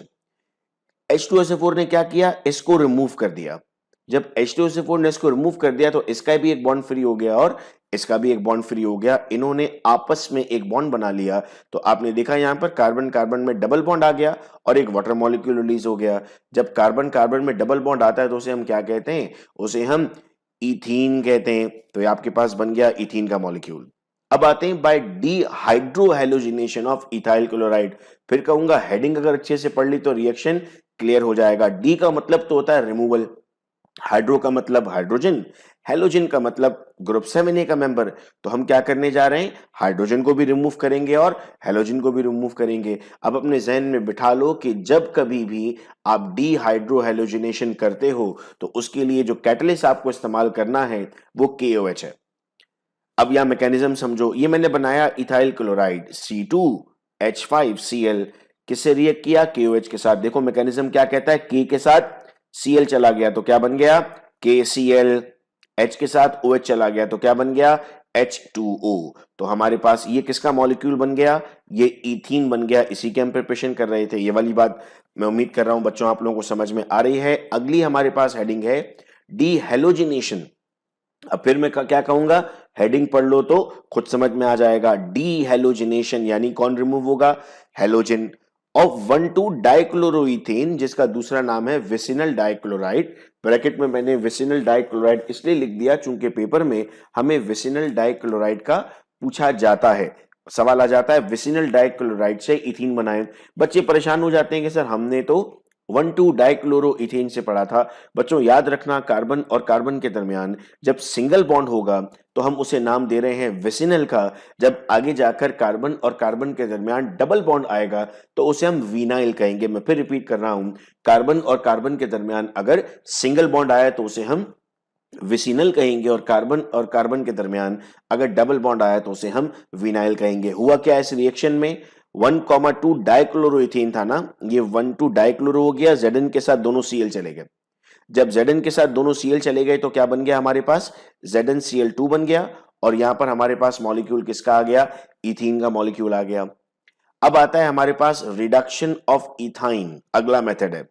इथाइन क्या होता है सर, इथाइन होता है हमारे पास C2H2, ये बना दिया हमने इथाइन का मॉलिक्यूल, इसमें आपने एक मॉलिक्यूल H ऐड किया, ये वाला बॉन्ड ब्रेक होगा।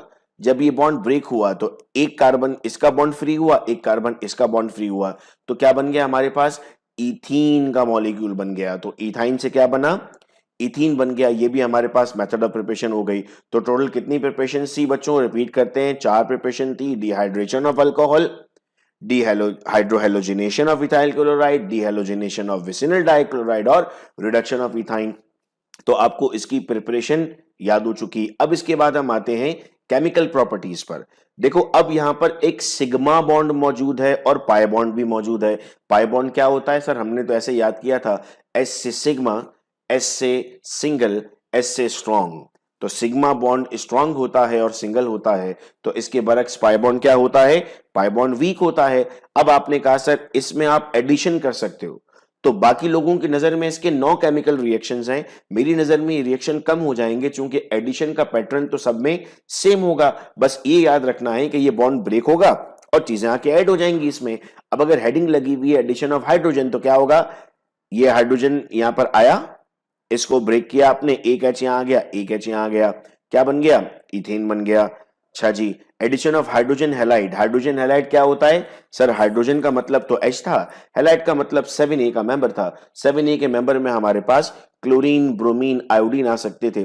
आपने यहां पर HBr ले लिया, तो C2H4 को आपने HBr से रिएक्ट किया, ये बॉन्ड ब्रेक हुआ, एक इस तरफ गया, एक इस तरफ गया, तो H यहां लग गया, Br वहां लग गया, ठीक है, C2H5Br बन गया। सेम एक मैकेनिज्म से हुआ ना बेटा। अगली हेडिंग क्या थी, एडिशन ऑफ हाइपोहेलेस एसिड। ये हाइपोहेलेस एसिड क्या होता है, HOCl। Cl क्यों लिया सर हमने, हम यहां पर बेटा I भी ले सकते थे, हम यहां पर Br भी ले सकते थे। तो ये क्या बन गया आपके पास, ये आपके पास यहां पर OH लग गया, यहां पर Cl लग गया। फिर addition of H2SO4। H2SO4 basically क्या करता है, वाटर मॉलिक्यूल ऐड करता है। देखो अब ये याद रखो कि जब कभी कंसेंट्रेटेड H2SO4 होता है तो वो वाटर रिलीज करता है, और जब कभी डाइल्यूट H2SO4 होता है तो वो क्या करता है, वाटर ऐड करता है। आओ मैकेनिज्म से समझते हैं। ये कार्बन कार्बन डबल बॉन्ड था, ये ब्रेक हो गया, तो एक कार्बन यहां पर आ गया, एक बॉन्ड यहां आ गया और एक बॉन्ड यहां आ गया, आपने एक तरफ H लिख दिया और एक तरफ OH लिख दिया। फिर आया एडिशन ऑफ हेलोजन। हेलोजन किसे कहते हैं सर, क्लोरीन, ब्रोमीन, आयोडीन। ये बॉन्ड ब्रेक हुआ, इधर भी Br लग गया, इधर भी Br लग गया, तो ये जो आपके पास 5 रिएक्शन थे ये बिल्कुल एक जैसे हो गए। हाइड्रोजन का ऐड होना, हाइड्रोजन हैलाइड का ऐड होना, हाइपोहेलेस एसिड का ऐड होना, वाटर का ऐड होना और हेलोजन का ऐड होना। तो ये लोगों की नजर में 5 रिएक्शन है, मेरे बच्चों की नजर में ये एक ही रिएक्शन है। ठीक है, आगे बढ़ते हैं। अब एक KMnO4 के साथ रिएक्ट करना। KMnO4 क्या करता है बेटा, ऑक्सीडेशन करता है। ऑक्सीडेशन का मतलब होता है ऑक्सीजन ऐड करवाना है। अब आपने वाटर का इस्तेमाल भी किया, तो देखो HOH प्लस O, ये O इस H के साथ मिल गया, तो कितने OH बन गए सर, हमारे पास 2 OH बन गए। इधर भी OH हो गया, इधर भी OH हो गया, ये बॉन्ड ब्रेक हुआ, एक यहां पर एक यहां पर, तो एक OH यहां लग गया, एक OH यहां लग गया। ये जो मॉलिक्यूल बना इसे हम नाम देते हैं इथाइलिन ग्लाइकॉल। अब पेपर में क्या होता है, पेपर में वो कहता है फॉर्मेशन ऑफ इथाइलिन ग्लाइकॉल। आप पढ़ के जाते हो reaction with KMnO4, but paper में आ जाता है फॉर्मेशन ऑफ इथाइलिन ग्लाइकॉल, तो बच्चे परेशान होते हैं। लेकिन वो बच्चे जिन्होंने ये वीडियो लेक्चर देख लिया था वो हरगिज परेशान नहीं होंगे। अब अगला reaction addition of water. Simple same वही रिएक्शन है, बस फर्क ये था कि वहां पर आपने H2SO4 इस्तेमाल किया था और यहां पर आपने कोई कैटलिस्ट इस्तेमाल नहीं किया।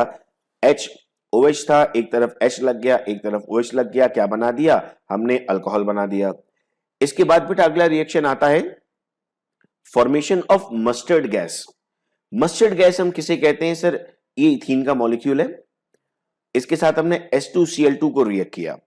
अब होगा क्या, देखो यह मैकेनिज्म लिखा है, यहां पर होगा H2Cl2, ठीक है, ये CH2 यहां पर आ गया, ये CH2 यहां पर आ गया, इस S के साथ इसने बॉन्ड बनाया था। अब क्या क्या बच गया हमारे पास, H2 थे, एक S बच गया, तो एक S आपने यहां लिख दिया, और 2 Cl आपने लिए थे, 2 Cl आपने यहां लिख दिए।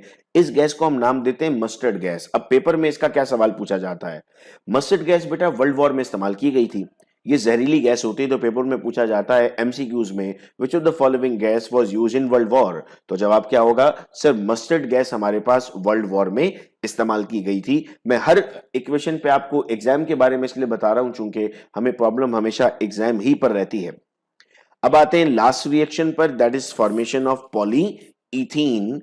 पॉली मतलब होता है मेनी, तो जब इथीन के बहुत सारे मॉलिक्यूल मिलते हैं और एक पॉलीमर बनाते हैं, ये मोनोमर है, ये भी मोनोमर है, जब बहुत सारे मोनोमर्स आपस में मिलते हैं तो वो क्या बनाते हैं, एक पॉलीमर बनाते हैं, तो इसे हमने नाम दिया, क्या बन गया, पॉलीइथीन। अब ये पॉलीइथीन इस्तेमाल होता है प्लास्टिक बैग बनाने में। अब सोचो आप प्लास्टिक बैग को क्या कहते हो, एक तो थैली कहते हो ना उर्दू में, और क्या कहते हो सर, पॉलीथीन कहते हैं। तो भाई यही तो पॉलीथीन यहां पर लिखा हुआ है, तो पेपर में 1 नंबर का एमसीक्यू आता है, बच्चे परेशान बिल्कुल नहीं होंगे, उनको समझ में आ गया है कि व्हाट इज पॉलीइथीन।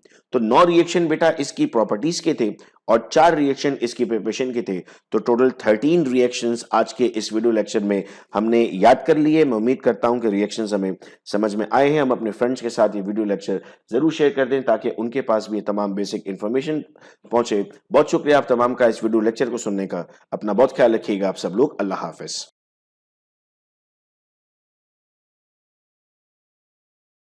औज़ुबिल्लाहिमिनश्शैतानिर्रजीम, बिस्मिल्लाहिर्रहमानिर्रहीम, अस्सलाम वालेकुम।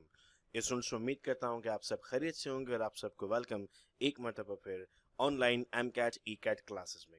स्टूडेंट्स, सेकेंड ईयर केमिस्ट्री में हम इससे पहले चैप्टर नंबर 1, चैप्टर नंबर 2 पढ़ चुके थे इनऑर्गेनिक से, और ऑर्गेनिक में हमने IUPAC nomenclature, Wohler's theory, polymerisation, isomerisation, alkane और अल्कीन पढ़ लिया था। और आज के इस वीडियो लेक्चर में हम एसीटाइलीन यानी इथाइन को पढ़ने जा रहे हैं। स्टूडेंट्स, इसके अलावा हम साथ साथ एमसीक्यूज भी सॉल्व कर रहे होते हैं और तमाम के तमाम लेक्चर्स आपको इसी यूट्यूब चैनल पर मिल जाएंगे। अगर आप अब तक हमारे व्हाट्सएप ग्रुप में नहीं हैं और रजिस्ट्रेशन करवाना चाहते हैं तो 0333224331 पर अपने नाम, कॉलेज और इस चैनल के स्क्रीनशॉट के साथ मैसेज कीजिए, आपको रजिस्टर कर लिया जाएगा। ये तमाम की तमाम क्लासेस फ्री ली जा रही हैं पूरे पाकिस्तान में स्टूडेंट्स के लिए। बच्चों, इथाइन हमारे पास या एसिटाइलिन जिसे हम कहते हैं, ये हमारे पास अल्काइन फैमिली का पहला मेंबर है।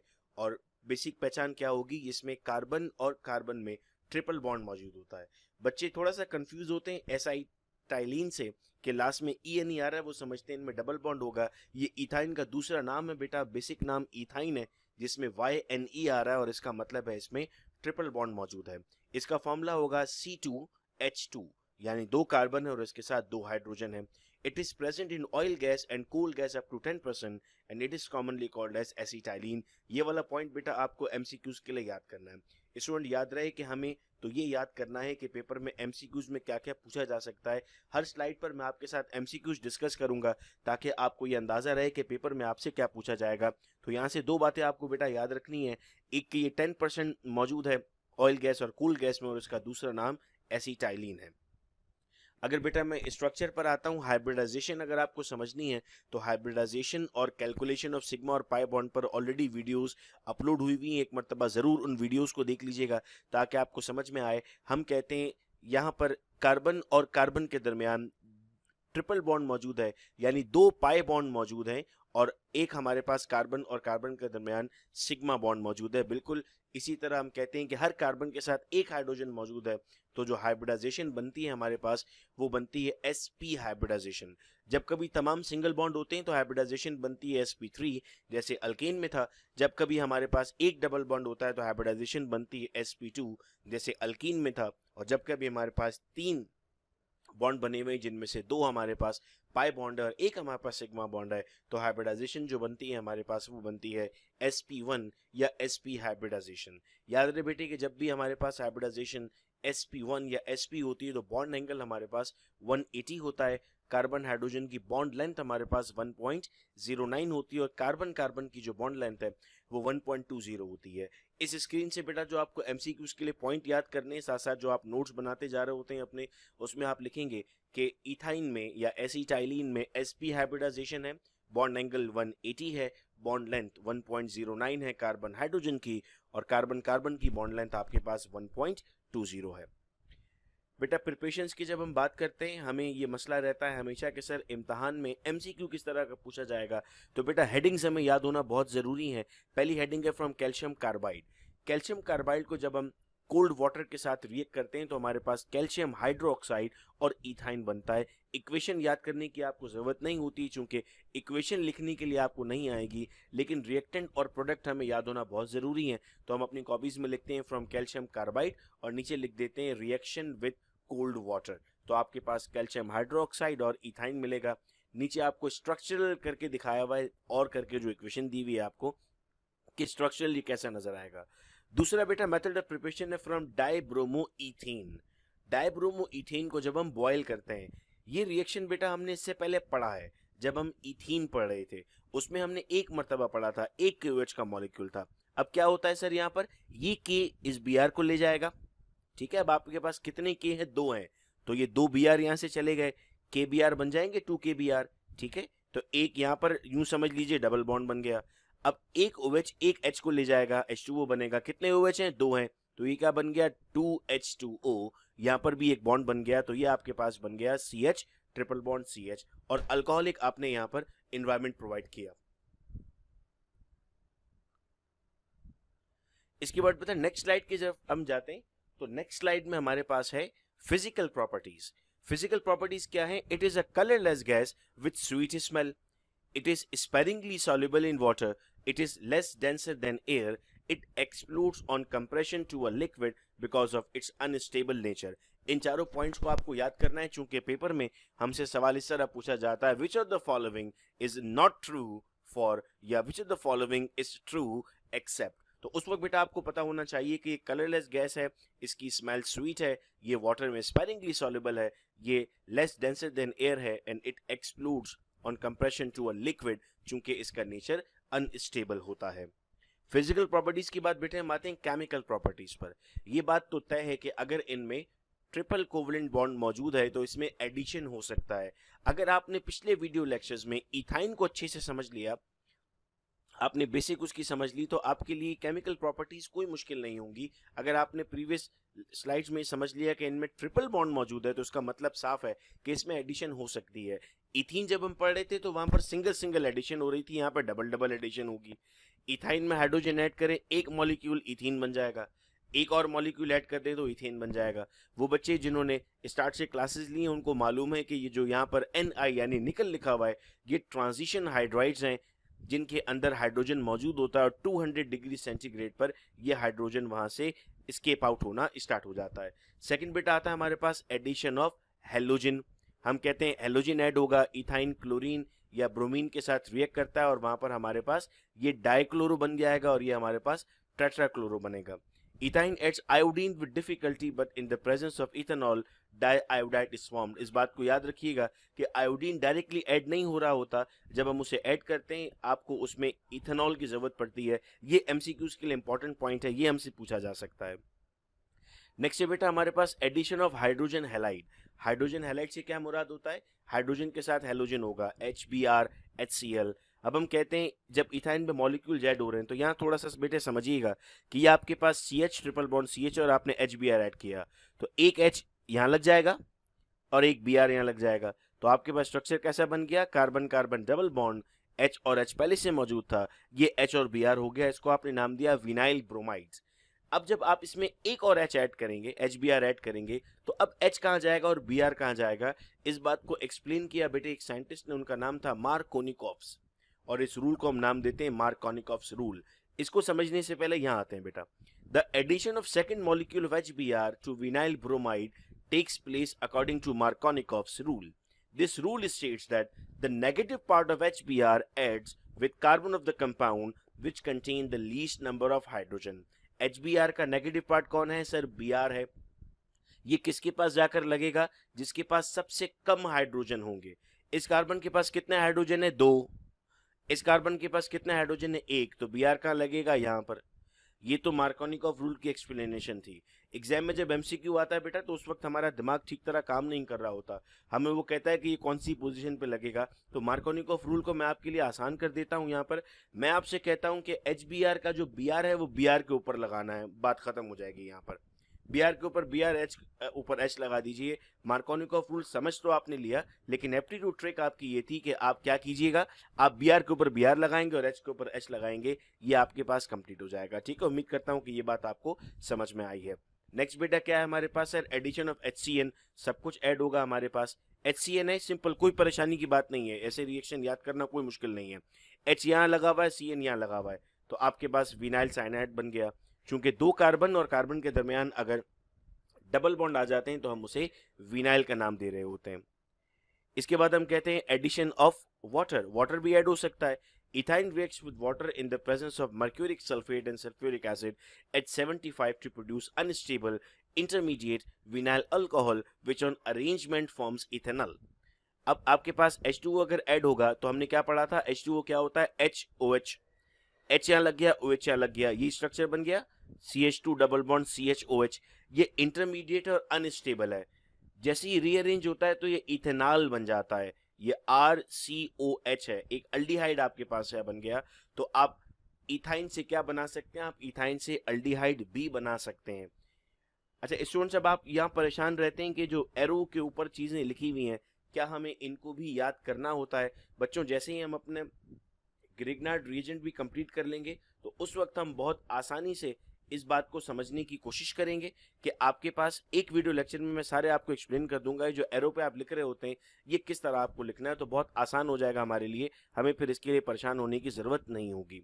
नेक्स्ट बेटा हमारे पास कंबशन हमने पढ़ा। कोई भी हाइड्रोकार्बन जब कंबर्स करता है तो वो कार्बन डाइऑक्साइड और वाटर बनाता है। पिछले वीडियो लेक्चर्स में एक सवाल ऐड किया था हमने कि कंबशन, इनकम्प्लीट कंबशन बताइए। तो इनकम्प्लीट कंबशन का मतलब ये होता है कि जब कार्बन डाइऑक्साइड या वाटर ना बने तो वो इनकम्प्लीट कंबशन कहलाती है। तो एक ऑप्शन ऐसा था उसमें जिसमें कार्बन मोनोऑक्साइड बन रही थी, तो हमने वहां पर कहा था कि ये हमारे पास क्या होगा? सर ये हमारे पास एग्जाम्पल होगी इनकम्प्लीट कंबशन की। ऑक्सीडेशन बेटा आप देख रहे हैं 2 है यहाँ पर हमारे पास, हॉट और कोल्ड। आपको जरूर याद रखना होता है कि आपके पास हॉट में क्या बनता है और कोल्ड में क्या बनता है। आपके पास कोल्ड में बनता है फॉर्मिक एसिड और हॉट में बनता है ऑक्सैलिक एसिड। इस इक्वेशन को आपको याद नहीं रखना, सिर्फ आपको इतना याद रखना है कि अगर कोल्ड होगा तो आपके पास बनेगा फॉर्मिक एसिड, अगर हॉट होगा तो आपके पास बनेगा ऑक्सैलिक एसिड। रिएक्शन आपको याद नहीं करना, चूंकि इम्तिहान में रिएक्शन हमसे नहीं पूछा जाता। अब स्टूडेंट्स हमसे डिफरेंस बिटवीन पूछा जाता है कि अल्केन और अल्कीन में क्या फर्क है और अल्कीन और अल्काइन में क्या फर्क है। अगर हम अल्केन और अल्कीन के फर्क की बात करते हैं तो हम कहते हैं कि अल्केन में कुछ ऐड नहीं होता मगर अल्कीन में ऐड होता है। और इसको अगर हम कलर टेस्ट की बात करते हैं तो इजीली हम कलर टेस्ट कर लेते हैं। ब्रोमीन अगर डाल दें तो अल्केन में ब्रोमीन डीकलराइज नहीं होता चूंकि ऐड होने की जगह नहीं है, लेकिन अल्कीन में ब्रोमीन डीकलराइज हो जाता है चूंकि उसमें एडिशन पॉसिबल होता है। लेकिन अगर मैं आपसे पूछता हूं कि इथीन और इथाइन में फर्क बताइए तो ब्रोमीन तो दोनों में डीकलराइज हो जाएगा। तो हमारे पास उसके डिफरेंस बिटवीन के लिए हम रिएक्ट करते हैं सिल्वर और कॉपर के साथ। आप देख रहे हैं सेकंड हेडिंग जो लगी है हमारी, रिप्लेसमेंट ऑफ हैवी मेटल्स।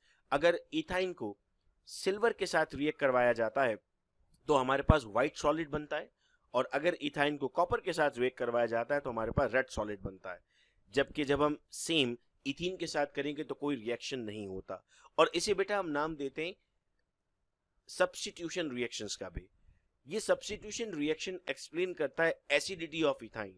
भाई एसिडिटी कैसे एक्सप्लेन कर रहा है? अकॉर्डिंग टू आर्हीनियस एसिड्स क्या होते हैं? जो H रिलीज करते हैं। पहला रिएक्शन देखिएगा जो इस वक्त हमारे सामने यहाँ पर मौजूद है, HC ट्रिपल बॉन्ड CH।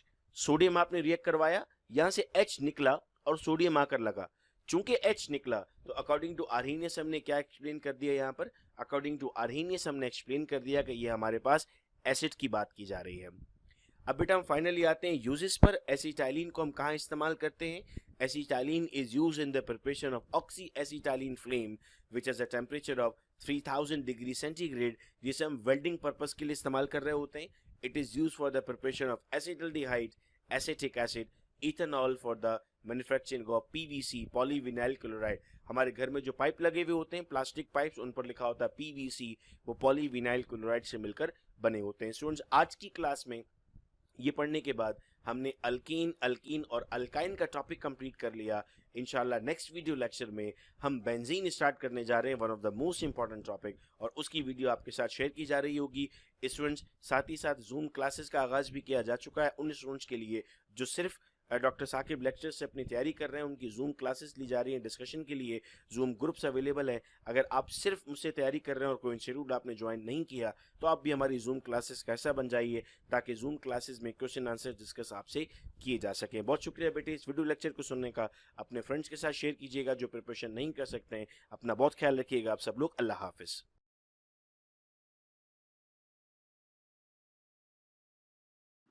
औज़ुबिल्लाहिमिनश्शैतानिर्रजीम, बिस्मिल्लाहिर्रहमानिर्रहीम, अस्सलाम वालेकुम। बच्चों, मैं उम्मीद करता हूँ कि आप सब खैरियत से, और आप सबको वेलकम एक मरतबा फिर ऑनलाइन क्लासेस में। स्टूडेंट, इस वीडियो लेक्चर में हम second year chemistry organic portion से 10 ऐसे मुश्किल रिएक्शंस करने जा रहे हैं कि अगर आपने ये 10 के 10 रिएक्शंस कर लिए, समझ लिए, तो इसका मतलब होगा कि फिर इससे रिलेट करते हुए और जो आपको एमसी रिएक्शंस पूछे जाएंगे वो बड़ी आसानी के साथ आप सॉल्व कर सकते हैं। अब क्वेश्चन बेटा इस वक्त हमारे पास है, ए पर आपको एक स्ट्रक्चर बना हुआ नजर आ रहा है और बी पर एक स्ट्रक्चर आपको बना हुआ नजर आ रहा है, ठीक है। अभी आपसे कहता है draw the hybrid orbital structure of ए।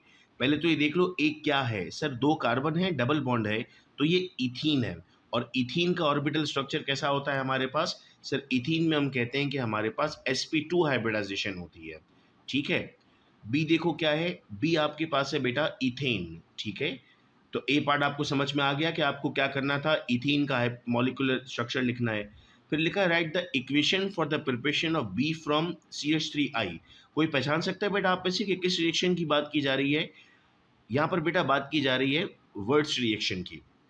अब ये आपके पास है C2H6 ना, आपको मैं कहता हूँ CH3I, तो आप CH3I और CH3I के 2 मॉलिक्यूल लोगे और उसको 2 सोडियम के साथ रिएक्ट कर दोगे, तो ये पूरा का पूरा आपके पास सेपरेट हो जाएगा और क्या बन जाएगा, C2H6 बनेगा। तो यही फॉर्म होगा। अब देखो, इतना टिपिकल भी पेपर में सवाल आ सकता है। फिजिक्स के पेपर के बाद हमें ऐसा लगता है कि सर पेपर मुश्किल हो सकता है, इसीलिए हम मुश्किल तरीकों के रिएक्शन को भी सॉल्व कर रहे हैं। फिर कहता है right the equation for reaction of A with H2Cl2। अब ए क्या है? सर, ए तो है हमारे पास इथीन, तो वो इथीन का रिएक्शन किससे करवाना चाह रहा है? H2Cl2 से करवाना चाह रहा है। तो इथीन जब रिएक्ट करेगा H2Cl2 के साथ, तो बेटा क्या चीज़ बनेगी? सर, इथीन जब रिएक्ट करता है H2Cl2 के साथ, तो हमारे पास फॉर्म होती है मस्टर्ड गैस। तो ये बेसिकली मस्टर्ड गैस की फॉर्मेशन आपसे पूछ रहा है, ठीक है। ये वाला सवाल समझ में आ गया आप लोगों को? इससे रिलेट करता हुआ अगर कोई भी सवाल आएगा तो अब इंशाल्लाह आप लोग बड़ी आसानी से सॉल्व कर सकोगे। फिर स्टूडेंट, हमारे पास अगला सवाल है, What happened when methyl iodide is reacted with sodium? Methyl iodide क्या होता है? CH3I, ठीक है। रिएक्शन आसान हो जाएगा जब आप फॉर्मूला लिखना स्टार्ट कर दोगे। तो ये कौन सा रिएक्शन है? सोडियम आ रहा है सर, सोडियम आ रहा है, तो ये कौन सा रिएक्शन है? सर, ये तो वर्ड्स रिएक्शन हो जाएगा। तो अगर ये भी आ जाएगा तो आप इजीली इसको सॉल्व कर सकते हो। चलो भाई, आगे देखते हैं और कौन कौन से मुश्किल सवाल आते हैं।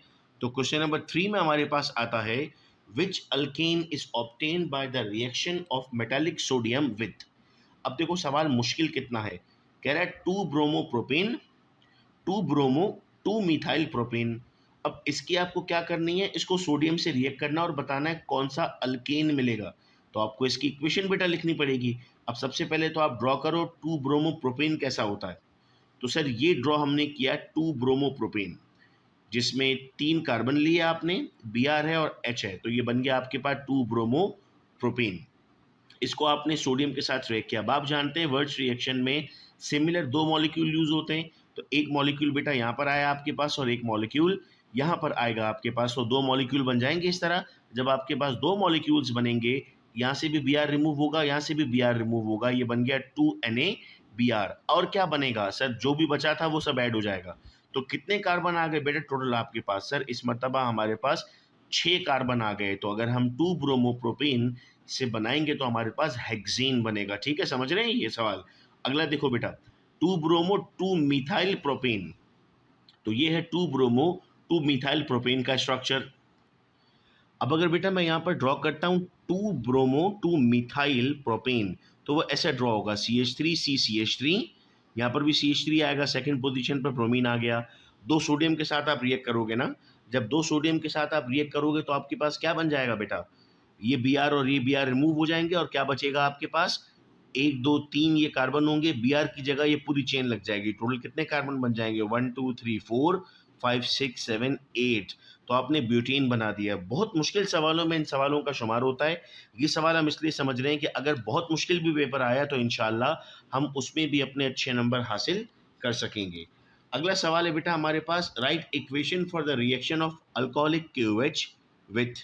अल्कोहलिक KOH को आप रिएक्ट कर रहे हैं 2 ब्रोमो प्रोपेन से या 2 ब्रोमो 2 मिथाइल प्रोपेन से, नाम वही पुराने वाले हैं। आप अल्कोहलिक KOH से रिएक्ट कर रहे हो। KOH जब भी आपके सामने आएगा तो आप क्या कहोगे सर, KOH का मतलब होगा आप इसमें से हाइड्रोजन रिमूव करवाओगे OH के साथ तो वाटर बनेगा और K के साथ जाएगा Br।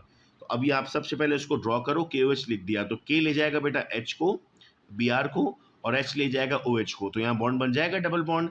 ये आपके पास बन गया प्रोपीन, ठीक है, KBr और H2O भी बन गया। अब 2 ब्रोमो 2 मिथाइल प्रोपेन से अगर मैं ये रिएक्शन करता हूँ तो ये मेरे पास बन गया 2 ब्रोमो 2 मिथाइल प्रोपेन, KOH से रिएक्ट हो रहा है, फिर H और Br रिमूव हो जाएंगे, यहाँ पर डबल बॉन्ड बनेगा, यहाँ पर एक आपके पास CH3 आ जाएगा चूंकि ब्रांच में मौजूद था, ठीक है। फिर क्वेश्चन नंबर 5 आता है बेटा हमारे पास, इथीन फ्रॉम इथाइल अल्कोहल। कैसे बनेगा इथीन इथाइल अल्कोहल से, सर इथाइल अल्कोहल का फॉर्मूला अगर मैं यहाँ पर अपने पास स्ट्रक्चर ड्रॉ करता हूँ तो मुझे ऐसा नज़र आता है इथाइल अल्कोहल, जिसमें यहाँ पर OH और यहाँ पर H और H मौजूद है। अगर मैं H2SO4 लूँगा तो ये इसमें से रिमूव हो जाएगा, जब ये रिमूव होगा तो यहाँ पर एक डबल बॉन्ड बनेगा। यानी हेडिंग पढ़कर आपको किस तरह रिएक्शन को समझना होगा। फिर आता है बेटा beta beta dichloro diethyl sulphide from ethene. तो कौन सा रिएक्शन है सर, ये तो फॉर्मेशन ऑफ मस्टर्ड गैस है। और अगर मस्टर्ड गैस फॉर्मेशन में आपके सामने यहाँ पर आपको सॉल्व करके दिखाऊं, मैकेनिज्म समझाऊं आपको, तो CH2 के 2 मॉलिक्यूल लेने होते हैं, इसको बेटा रिएक्ट करना होता है H2Cl2 के साथ। तो अब आपके पास एक S यहाँ आ जाता है CH2, फिर यहाँ पर CH2, इसके साथ भी Cl, इसके साथ भी Cl और एक S बच जाता है। इस कंपाउंड को बेटा हम नाम देते हैं beta beta dichloro diethyl sulphide, या फिर अदर वर्ड्स में इसे हम नाम दे रहे होते हैं मस्टर्ड गैस का। मैं उम्मीद कर रहा हूँ कि आपका कॉन्फिडेंस भी इंक्रीज हो रहा होगा कि अब हम मुश्किल तरीन भी इक्वेशंस अच्छे अंदाज में सॉल्व कर सकते हैं पेपर में। नेक्स्ट आता है question number 7, draw the structure of. Vinyl bromide का स्ट्रक्चर बनाने को आ गया। देखो याद रखना हमेशा, कार्बन कार्बन सिंगल बॉन्ड होगा तो विसिनल, और कार्बन कार्बन डबल बॉन्ड होगा तो विनाइल। तो मैंने यहाँ पर क्या किया, कार्बन कार्बन डबल बॉन्ड लिया चूंकि विनाइल कहा था, और Br लगा दिया चूंकि ब्रोमाइड कहा था। अगर पेपर में विनाइल अल्कोहल आ जाए तो आप OH लगा दोगे, विनाइल साइनाइड आ जाए तो सर CN लगा देंगे, डिपेंड करता है ना क्या चीज़ पूछी जा रही है। फिर आता है डाई इथाइल एसिटाइलिन। अब ये कैसे बनाना है, ये एक इथाइल, ये एक इथाइल, ठीक है। एसिटाइलिन का मतलब होता है कार्बन कार्बन ट्रिपल बॉन्ड, तो बना दिया कार्बन कार्बन ट्रिपल बॉन्ड, इधर भी एसिटाइल इथाइल ग्रुप बना दिया, इधर भी इथाइल बना दिया, तो क्या बन गया डाई इथाइल एसिटाइलिन। सोचो ये पेपर में आ जाए और आप चुटकी बजाकर सॉल्व कर लो और आप कहो कि वाह ये तो हमें पहले आता था। डाइविनाइल एसिटाइलिन। फिजिक्स की वीडियो कुछ स्टूडेंट ने बाद में देखी और बाद में देखने के बाद उन्होंने मैसेज किया कि सर अगर हम ये वीडियो पहले देख लेते तो हमारे MCQ जो न्यूमेरिकल सही हो जाते। तो मेरी यही रिक्वेस्ट रहती है हर बच्चे से कि आपने देखिए अपने फ्रेंड्स को ज़रूर भेज दो, वो बेचारे बाद में देखते हो उन्हें अफसोस होता है। आपके फ्रेंड्स की भी हेल्प हो जाएगी तो बहुत अच्छा हो जाएगा। डाइविनाइल एसिटाइलिन बनाना है बेटा। अब तो बीच में क्या आ जाएगा, एसिटाइलिन आएगा, दोनों तरफ विनाइल लगाओगे, और विनाइल क्या होता है, मेरे बच्चों को अभी बात याद हो गई है सर कि विनाइल का मतलब होता है कार्बन और कार्बन के दरमियान डबल बॉन्ड होगा। फिर बेटा नेक्स्ट क्वेश्चन आता है पॉलीमराइजेशन ऑफ एसिटाइलिन। ये MCQ डिस्कशन में भी डिस्कस किया था हमने। एसिटाइलिन मतलब आपके पास 3 मॉलिक्यूल इथाइन के आप यूज़ करोगे, तो आप इस तरह से 3 मॉलिक्यूल लेते हो इथाइन के। मैं इस तरह इसलिए बना रहा हूँ कि इससे थोड़ा सा आसानी से मैकेनिज्म समझ में आ जाएगा। और ये इसके साथ बेटा यहाँ बॉन्ड बना देगा, ये यहाँ बॉन्ड बनाएगा और ये यहाँ बॉन्ड बनाएगा, तो आपके पास बेंजीन बनता है इससे, ठीक है। फिर सवाल है बेंजीन फ्रॉम पेट्रोलियम। स्टूडेंट परेशान होते हैं कि सर बेंजीन पेट्रोलियम से हम कैसे फॉर्म कर रहे होते हैं, तो बेटा इसमें हमें वही रिएक्शन लिखना होता है फ्रॉम एन हेक्सेन। और फिर लास्ट क्वेश्चन आता है हमें पेपर में, डिफरेंस बिटवीन अल्केन अल्कीन और अल्काइन। इसी चैनल पर अगर आप देखते हो तो आपको वीडियो मिलेगी अल्कीन अल्कीन और अल्काइन के डिफरेंस बिटवीन की। एक नज़र वो वीडियो देख लेना तो आपको पता लग जाएगा कि वो आपको एग्जाम में किस तरीके से लिखने होते हैं। तो अब बेटा इस क्लास के बाद एमसीक्यूज की क्लास में हमने ये तय किया था कि हम इंशाल्लाह रिएक्शंस की क्लास करेंगे। अब इस क्लास के बाद मैं उम्मीद करता हूँ कि हमें कोई प्रॉब्लम नहीं रहेगी रिएक्शंस में। अब इम्तहान में बहुत अच्छे अंदाज में हम रिएक्शंस को सॉल्व करके आएंगे। बहुत शुक्रिया बेटा आप तमाम का इस वीडियो लेक्चर को सुनने का। अपना बहुत ख्याल रखिएगा आप सब लोग। अल्लाह हाफिज।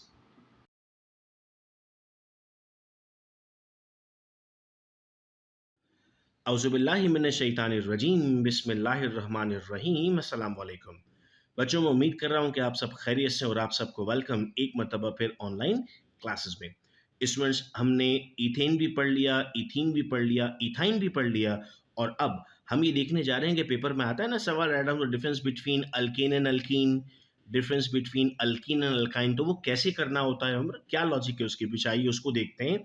हम कहते हैं सर, हम लिखते हैं alkane plus bromine no reaction, alkene plus bromine decolourization, चूंकि ब्रोमीन होता है ब्राउन कलर में। अब केमिकली कैसे प्रूव करेंगे हम इस बात को, तो हम जानते हैं कि सर इसमें तमाम के तमाम सिग्मा बॉन्ड है। सिग्मा बॉन्ड में एडिशन नहीं होता तो ब्रोमीन का रिएक्शन ही नहीं होगा, और कलर वैसे का वैसे ब्रोमीन का मिलेगा आपको, तो आप पहचान जाएंगे कि वो जो गिवन कंपाउंड है वो अल्कीन है। लेकिन जब बात करते हैं अल्कीन की, तो यहाँ पर डबल बॉन्ड है ना, ब्रोमीन इसके अंदर चला जाता है, बॉन्ड ब्रेक होता है, और ये बन जाता है आपके पास विसिनल डाइब्रोमाइड। तो ब्राउन कलर यहाँ पर डीकलराइज हो जाता है, तो आप कहते हो कि रिएक्शन हो गया। यही फर्क होगा अल्कीन और अल्कीन में। अब आता है सर अल्कीन और अल्काइन में डिफरेंस कैसे लिखना है। हम लिखते हैं अल्कीन प्लस एजी या कॉपर, कोई रिएक्शन नहीं होता।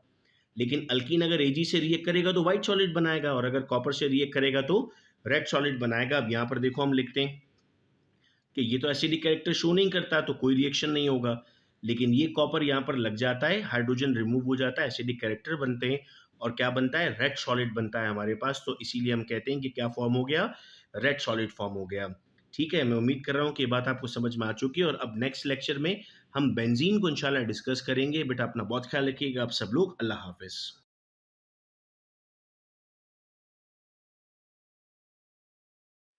औज़ुबिल्लाहिमिनश्शैतानिर्रजीम बिस्मिल्लाहिर्रहमानिर्रहीम अस्सलाम वालेकुम।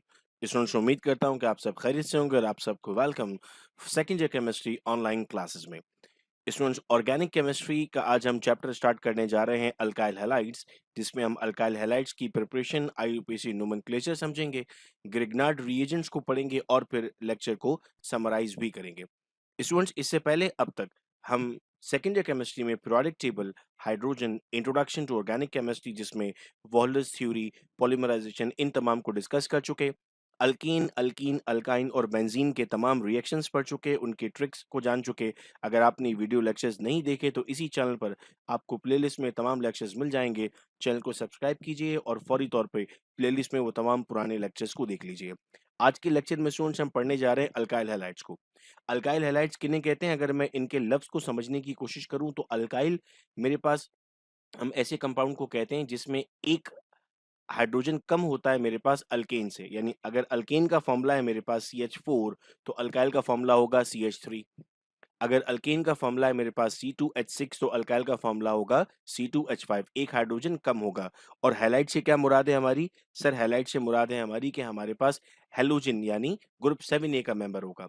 तो अगर मैं जनरल फॉर्मूला लिखना चाहता हूं तो क्या होगा, CnH2n+1x। हम क्या कर देते हैं, एक x इसमें हम ऐड कर देते हैं। तो यहाँ पर आपके पास अगर आप नॉर्मल अल्कीन का फॉर्मूला देखते हैं तो वो +2 होता है हमारे पास, लेकिन यहाँ पर हम क्या कह रहे हैं, हम इसे +1 कह रहे हैं, क्योंकि रिप्लेस हो गया हाइड्रोजन।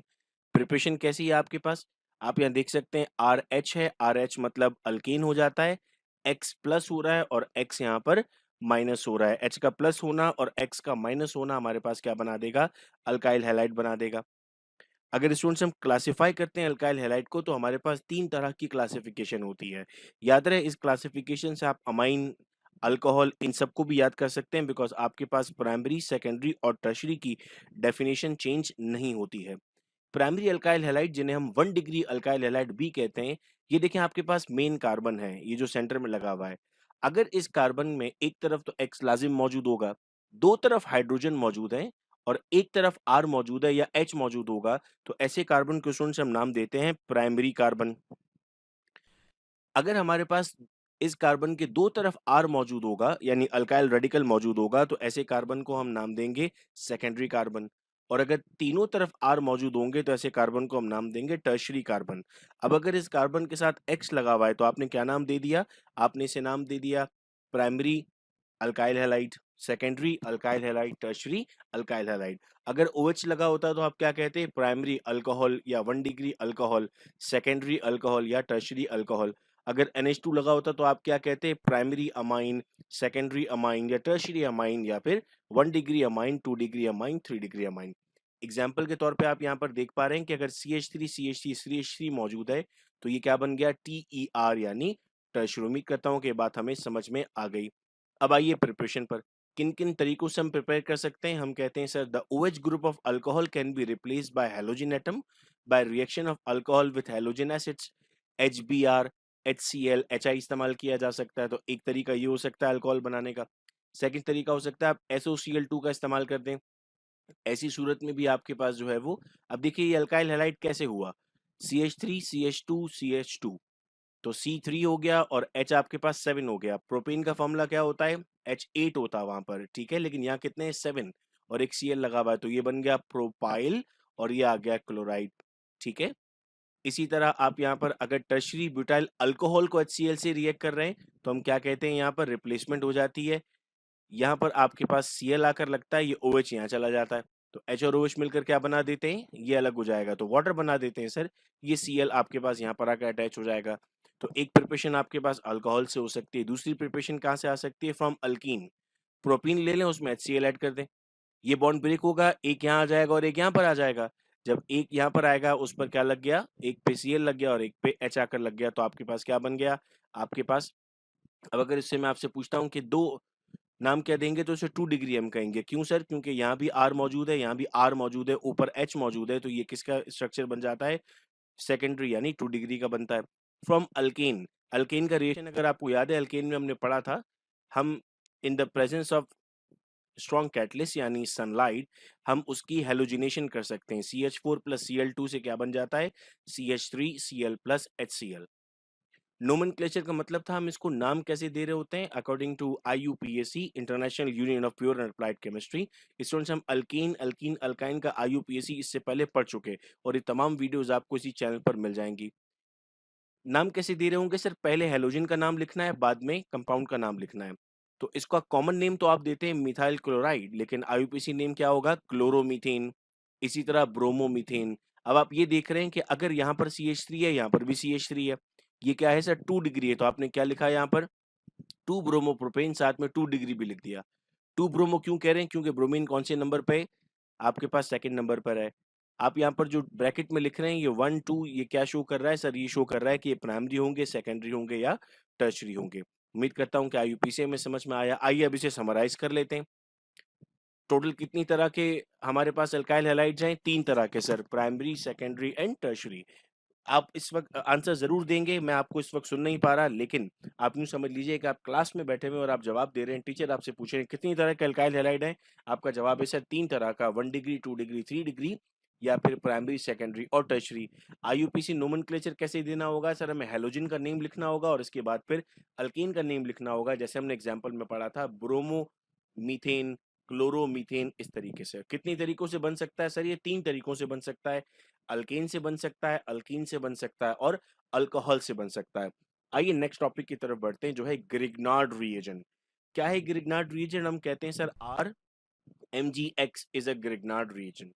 कैसे बनेगा सर ये ग्रिग्नार्ड रिएजेंट? RX ले लें। RX क्या है सर? अल्काइल हैलाइड है। इसे मैग्नीशियम से रिएक्ट कर दें, किसकी प्रेजेंस में? एनहाइड्रस ईथर की प्रेजेंस में, तो सब कुछ कंबाइन हो जाता है। चूंकि मैग्नीशियम 2 बॉन्ड बना सकता है, +2 वैलेंसी है इसकी, तो एक तरफ R लग जाएगा और एक तरफ X लग जाएगा, तो ये बन जाएगा RMgX। अब अगर एग्जाम्पल मैं आपको दिखाऊं तो यहाँ पर आपने क्या लिखा? CH3I plus Mg। आप चाहे कोई भी R ले सकते हैं और कोई भी X ले सकते हैं। यहाँ पर क्या बन गया? मिथाइल मैग्नीशियम आयोडाइड, वैसे हम क्या कहते हैं, अल्काइल मैग्नीशियम हैलाइड। कोई भी अल्काइल ग्रुप आ सकता है मैग्नीशियम के साथ और आयोडाइड बन सकता है। Now reactions of Grignard reagent are explained on the basis of carbon magnesium bond is polarized due to electrophilic nature of the metal. Metal कौन सा इस्तेमाल किया हुआ है आपने सर, वो इलेक्ट्रोफिलिक इन नेचर है। As a result of carbon atom bonded to magnesium bears a partial negative charge. अगर चार्जेस बनाए हम तो इस पर पॉजिटिव चार्ज है और इस पर नेगेटिव चार्ज है, बिकॉज ये मेटल है, इलेक्ट्रॉन डोनर है और ये इलेक्ट्रॉन एक्सेप्टर है, and hence behave as a nucleophile. It will react with electrophilic reagents to make new bonds. आइए इन केमिकल रिएक्शंस को वन बाय वन समझते हैं और फिर लास्ट में बेटे हम इसे समराइज करेंगे। पहला रिएक्शन, हेडिंग अगर आप अच्छे से समझ लेते हैं तो फिर रिएक्शन याद करना आपको बेहद आसान हो जाएगा। हेडिंग क्या है, hydrolysis of Grignard reagent. Hydrolysis का मतलब क्या होता है, break down in the presence of water. अब हमने कैसे लिख दिया, यहाँ पर हमने यहाँ पर लिख दिया RMgX, H और OH। अब यहाँ पर आपने चार्जेस भी लगा दिए, इस R के साथ ये H चला जाएगा, RH हो जाएंगे, अल्केन बन जाएगा, जगह खाली है, OH यहाँ लगा दीजिए, क्या बन गया, MgXOH। अब यहाँ पर R की जगह CH3 और X की जगह I है, वाटर HOH है, CH3 में H प्लस करेंगे क्या बन जाएगा, CH4 बन जाएगा सर, और यहाँ पर आपने OH लगा दिया। अब आपका ये होमवर्क है, अभी जैसे ही लेक्चर खत्म होता है इसके बाद आप मिथाइल के बाद इथाइल लगाइए, प्रोपाइल लगाइए, ब्यूटाइल लगाइए, पेंटाइल लगाइए, तो आपके पास 5 तरह के मुख्तलिफ अल्केन बन जाएंगे। तो ये आप अपना होमवर्क भी साथ साथ नोट करते रहेंगे, प्रैक्टिस भी रिएक्शंस की हो जाएगी आपको। अगला है रिएक्शन विद अल्कोहल। अल्कोहल क्या होता है सर, ROH होता है, ठीक है। अब हम क्या कहते हैं, अब हम कहते हैं अगेन ये H यहाँ पर इस R के साथ आ गया, चार्जेस लगे हुए ना। कुछ बच्चे कहते हैं सर ये यहाँ पर इस OH को क्यों नहीं लेकर गया, देखो ये भी माइनस है, ये भी माइनस है, माइनस माइनस आपस में कभी भी रिएक्शन नहीं करेंगे, माइनस और प्लस रिएक्शन करेगा, तो ये RH यानी अल्केन बन गया और MgORX बन गया। एग्जाम्पल ले लेते हैं सर, एग्जाम्पल क्या है, C2H5 लगा दें यहाँ पर आपके पास CH3OH है तो क्या बन गया, C2H6 हो गया, C2H5 में एक H प्लस हो गया। अब इसी तरह आप प्रोपेन, ब्यूटीन, पेंटीन, हेक्सीन बना सकते हैं एज एन होमवर्क। रिएक्शन की प्रैक्टिस जब हम करते हैं तो कॉन्फिडेंस हमारा गेन होता है। नेक्स्ट है बेटा हमारे पास रिएक्शन विद अमोनिया। अमोनिया को कैसे लिखिए, NH2 और H अलग करके लिख दें, तो फिर RH के साथ चला गया, क्या बन गया, अल्केन बन गया, NH2 यहाँ लग गया। एग्जाम्पल में क्या ले लिया आपने, CH2 CH2 CH3, प्रोपाइल है ना ये, NH3 था, एक H को मिल जाएगा, प्रोपेन बन जाएगा, और अब क्या बच गया पीछे, MgNH2Br, ठीक है। अब अगेन इसमें आप एग्जाम्पल के तौर पे ब्यूटेन ले लें, मीथेन ले लें, हेक्सेन ले लें, 3-4 और रिएक्शन जब आप करेंगे तो आपको ऑटोमेटिकली ये चीजें आसानी से याद होने लगेंगी। अगला है बेटा now reaction with amine. Alkyl amine है RNH2।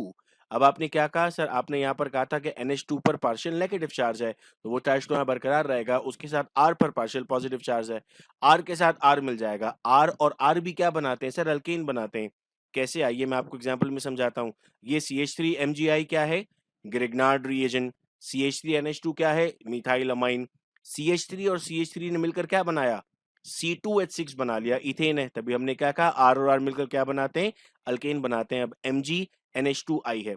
इस रिएक्शन से आप सिंगल कार्बन नहीं बना सकते, यानी अगर मैं आपसे कहता कि अल्काइल अमाइन से रिएक्ट करके मुझे मीथेन बना के दिखाएं तो नहीं बन सकता, हमेशा क्या होगा, कार्बन बढ़ेंगे। यहाँ पर आप यहाँ पर C2H5 ले लें या CH3 ले लें तो क्या बनेगा आपके पास, C3H8 हो जाएगा, प्रोपेन बन जाएगा। उम्मीद करता हूँ कि बातें हम साथ साथ लिखते भी जा रहे हैं और हमें समझ में आ रही हैं।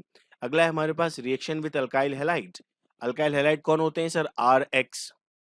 अब क्या होगा सर, R के साथ रिएक्ट करेगा, RR यानी अल्केन बन गया, और MgX2 हो जाएगा। यहाँ पर भी आप मीथेन नहीं बना सकते, जहां R से R रिएक्ट कर रहा है वहां मीथ नहीं बन सकता, ईथ से आपके पास बन सकते हैं। अब छठा रिएक्शन है रिएक्शन विद कार्बन डाइऑक्साइड, और इससे क्या बन रहा है सर, इससे हमारे पास बन रहा है एक कार्बोक्सिलिक एसिड। देखिए कैसे बन रहा है कार्बोक्सिलिक एसिड, RMgX, ठीक है, plus carbon dioxide. Carbon dioxide को कैसे लिखेंगे हम, C double bond O double bond O।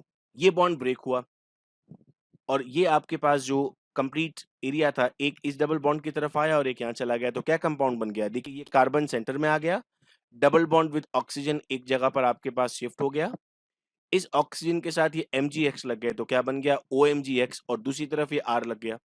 अब आपने इसे डाइल्यूट हाइड्रोक्लोरिक एसिड में रखा तो यहाँ पर रिएक्ट किया इस कंपाउंड ने, अब आपके पास फॉर्मूला देखिएगा, आर की जगह आर आ गया, कार्बन की जगह कार्बन है, डबल बॉन्ड ऑक्सीजन, ओ के साथ क्या मौजूद है, MgX।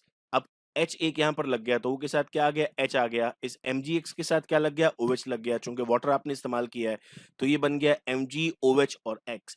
और ये किसका फॉर्मूला है, ये कार्बोक्सिलिक एसिड का फॉर्मूला है। अब आप कोई भी कार्बोक्सिलिक एसिड बना सकते हैं। यहाँ पर लेट्स सपोज आप कहते हैं कि मैं एसिटिक एसिड बनाना चाहता हूँ, आपने क्या किया, यहाँ पर CH3 ले लिया, तो जहां R था वहां CH3, जहां R था वहां CH3, जहां X था वहां I, जहां X था वहां I, वाटर लिया HOH, तो R की जगह CH3 आ गया और X की जगह I आ गया, तो ये आपके पास CH3 COOH बन गया। तो किसका फॉर्मूला है, एसिडिक एसिड का फॉर्मूला है, यानी हम ग्रिग्नार्ड रिएजेंट से एसिडिक एसिड भी बना सकते हैं।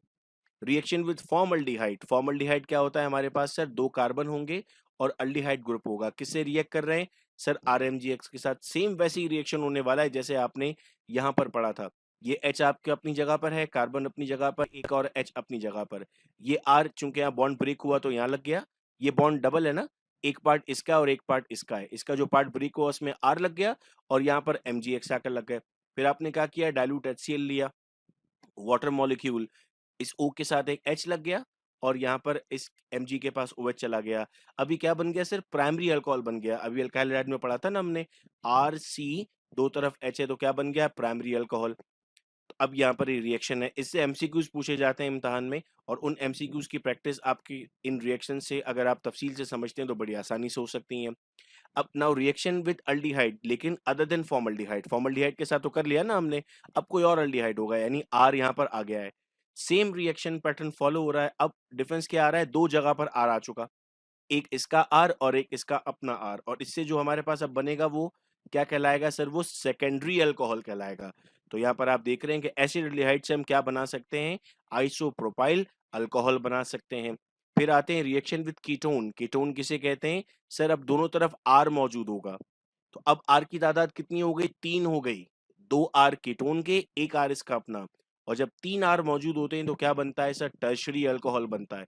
तो आप यहाँ पर क्या बना सकते हैं, टर्शरी अल्कोहल भी बना सकते हैं। आइए समराइज करते हैं ग्रिग्नार्ड रिएजेंट को। प्रिपेयर कैसे करना है, अल्काइल हैलाइड को किससे रिएक्ट करेंगे, मैग्नीशियम से, इन the presence of anhydrous ether. आइए केमिकल प्रॉपर्टीज को हम समराइज करते हैं और ये जानते हैं कि उससे क्या क्या पूछा जा सकता है। देखिए जो 5 आपने शुरू के रिएक्शन किए थे ना, hydrolysis, reaction with alcohol, reaction with ammonia, reaction with amine, reaction with alkyl halide, इस सबसे क्या बन सकता है, इस सबसे अल्केन बन रहा था सर। तो हमने समराइज कर दिया कि अल्केन बनाने के 5 नए तरीके हमें ग्रिग्नार्ड रिएजेंट से मिले।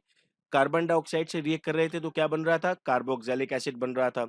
फॉर्मल्डिहाइड से रिएक्ट कर रहे थे तो क्या बन रहा था, प्राइमरी अल्कोहल बन रहा था। किसी और एल्डिहाइड से रिएक्ट कर रहे थे तो क्या बन रहा था, सेकेंडरी अल्कोहल बन रहा था। और कीटोन से रिएक्ट कर रहे थे तो क्या बन रहा था, टर्शरी अल्कोहल बन रहा था। सो उम्मीद करता हूं कि अल्काइल हैलाइड और उस ग्रिग्नार्ड रिएजेंट के तमाम रिएक्शंस हमें क्लियर हैं। नेक्स्ट वीडियो लेक्चर में हम SN1 SN2 फिर E1 E2 डिस्कस करेंगे ताकि हम अपने ऑर्गेनिक के इस पोर्शन को कंप्लीट करें।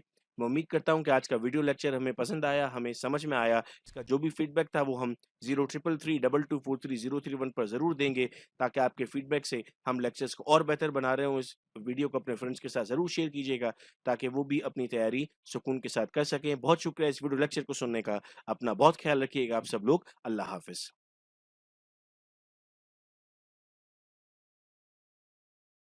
हैं न्यूक्लियोफिलिक सब्स्टिट्यूशन रिएक्शन, हमें क्या-क्या चीजें याद रखनी है सबसे पहले वो हमारे लिए जानना बेहद जरूरी है।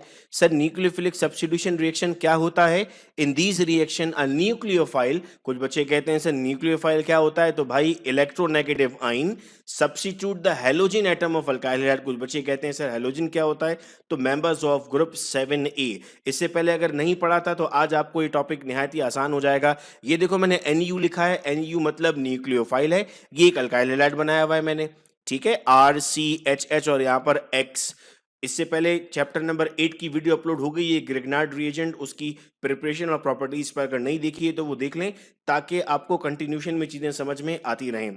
हम क्या कहते हैं सर, न्यूक्लियोफाइल अटैक करेगा इस पर और वो बाहर चला जाएगा, तो ये इधर आ गया और वो बाहर चला गया, ये होता है भाई न्यूक्लियोफिलिक सब्स्टिट्यूशन रिएक्शन। फिर बच्चे कहते हैं सर इसकी एग्जाम्पल आती है पेपर में, जी बिल्कुल आती है, ये लिखी हुई है मैंने इसकी एग्जाम्पल। ये तमाम के तमाम किसकी तरह काम करते हैं, ये तमाम के तमाम न्यूक्लियोफाइल की तरह काम करते हैं। अच्छा सर, अब हमें ये बताइए कि SN2 रिएक्शन और SN1 रिएक्शन में हमें क्या चीजें याद करनी है, चूंकि मैकेनिज्म तो लिखने को आ नहीं सकता, इक्वेशन लिखने को आ नहीं सकती। देखो एप्टीट्यूड पढ़ना बिल्कुल मुख्तलिफ है, तभी तो आप कहीं पर ज्वाइन कर रहे होते हो और आपके लिए फ्री सेशंस किए जा रहे हैं ताकि आप समझ सकें एप्टीट्यूड कैसे पढ़ना है। सर SN2 रिएक्शन जिसको हम पढ़ते हैं biomolecular nucleophilic substitution reaction is a one step reaction. कभी कभी ना साइंस में बातें बड़ी उल्टी होती हैं, स्मॉल इंटेस्टाइन बड़ी है, लार्ज इंटेस्टाइन छोटी है, और बच्चे परेशान हो जाते हैं सर ऐसा क्यों है। भाई स्मॉल इंटेस्टाइन का ल्यूमन यानी डायमीटर छोटा है, इसीलिए आप उसको स्मॉल कह रहे हैं, लेकिन लंबाई में तो वो बड़ी होती है। बिल्कुल वैसे ही SN2 रिएक्शन क्या है, वन स्टेप रिएक्शन, आपको याद रखना है। अपनी कॉपी में आप लोग इस बात को नोट कर रहे हैं, अपने दिमाग में ज़हन नशीन कर रहे हैं, it is a one step reaction. इसका मतलब यह है कि formation of nucleophile bond with carbon and cleavage दोनों कब होंगे, एक ही स्टेप में होंगे। चूंकि यहां पर क्या होता है, पहले ये बॉन्ड ब्रेक होगा, फिर ये इसके पास आके लगेगा, तो ये वन स्टेप रिएक्शन है, दोनों एक साथ हो जाएंगे। Nucleophile attack opposite side of the carbon from where the halide leaves, opposite side पर एक्ट कर रहा होगा जहां से हैलाइड लीव करेगा, यानी यहां पर मिरर इमेज बनने वाली है, एक ही साथ होने वाला है, वो वहां से जाएगा और दूसरी तरफ से उस पर अटैक किया जाएगा।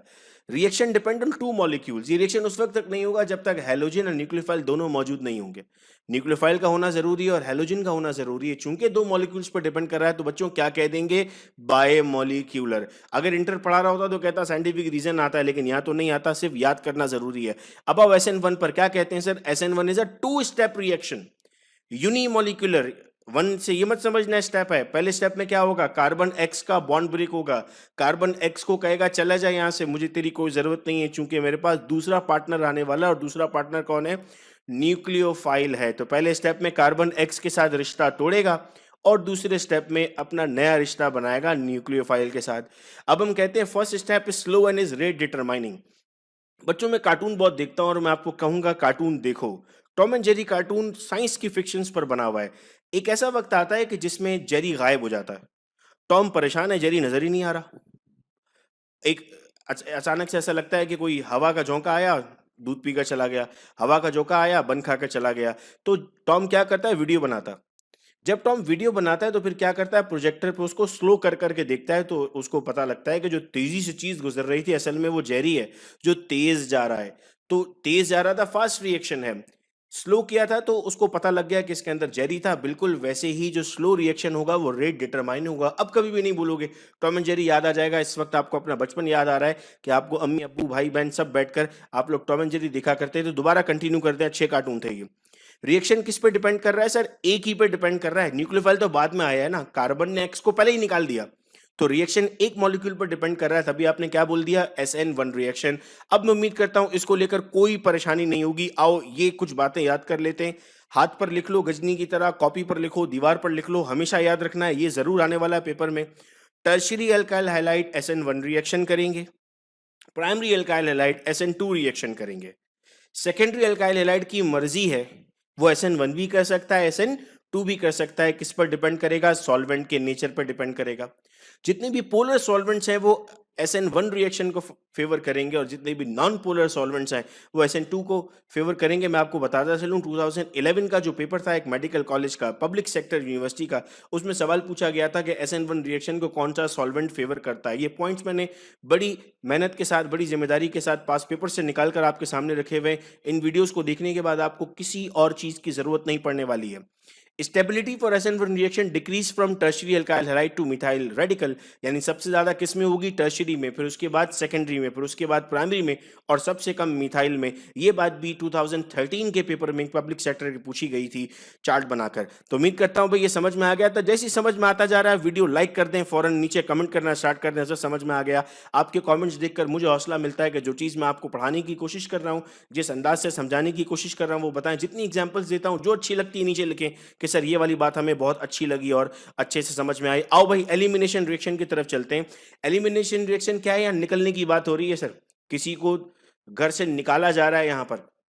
Elimination reaction are those reaction which involve the removal of two atom group adjacent to carbon atom of the molecule to form a multiple bond।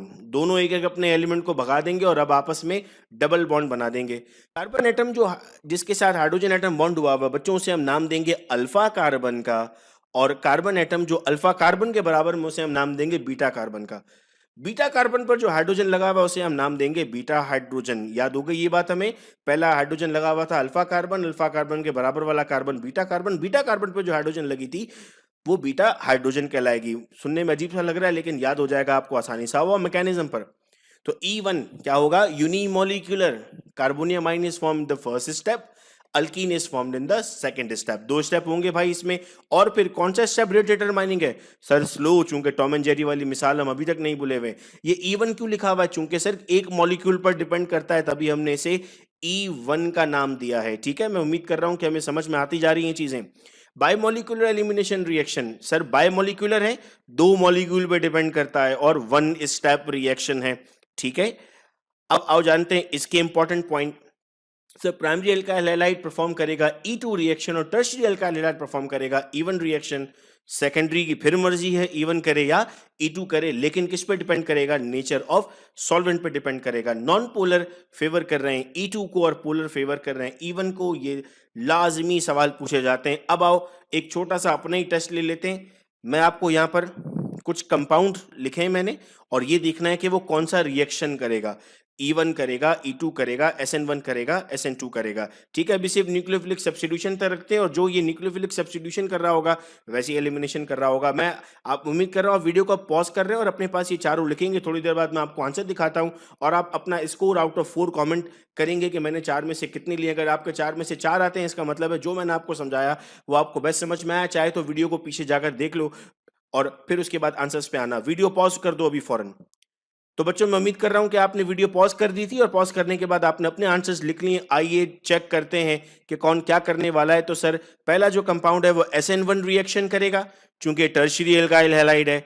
Second वाला सर ये तो सेकेंडरी है, मर्जी है इसकी, SN1 भी करेगा, SN2 भी करेगा। डिपेंड करेगा कि इसमें कौन सा सॉल्वेंट आपने इस्तेमाल किया था। सर ये प्राइमरी हैं दोनों, ये अच्छे बच्चे हैं, ये SN2 रिएक्शन करेंगे। तो मैं उम्मीद करता हूं कि 4 में से 4 नंबर आए आपके, और इंशाल्लाह इसका जब सवाल पेपर में पूछा जाएगा तो उस वक्त भी आपके इस क्वेश्चन में फुल मार्क्स आएंगे। बच्चों मैं उम्मीद कर रहा हूं कि आपको अब SN1 और SN2 में कोई प्रॉब्लम नहीं होगी। बहुत सारे स्टूडेंट्स रिक्वेस्ट कर रहे थे इस टॉपिक के लिए, तो इस वक्त हमने यहाँ पर इसका बड़ा सिंपल वीडियो लेक्चर बनाया। किसी भी और टॉपिक पर अगर हमें लेक्चर चाहिए, कमेंट बॉक्स हमारे पास मौजूद है, जरूर कमेंट करें, उसमें हम फीडबैक दें आज के लेक्चर का और शेयर करें अपने फ्रेंड्स के साथ ताकि उन तक भी इंफॉर्मेशन पहुंचे। बहुत शुक्रिया बच्चों इस वीडियो लेक्चर को सुनने का। अपना बेहद ख्याल रखिएगा सब लोग। अल्लाह हाफिज।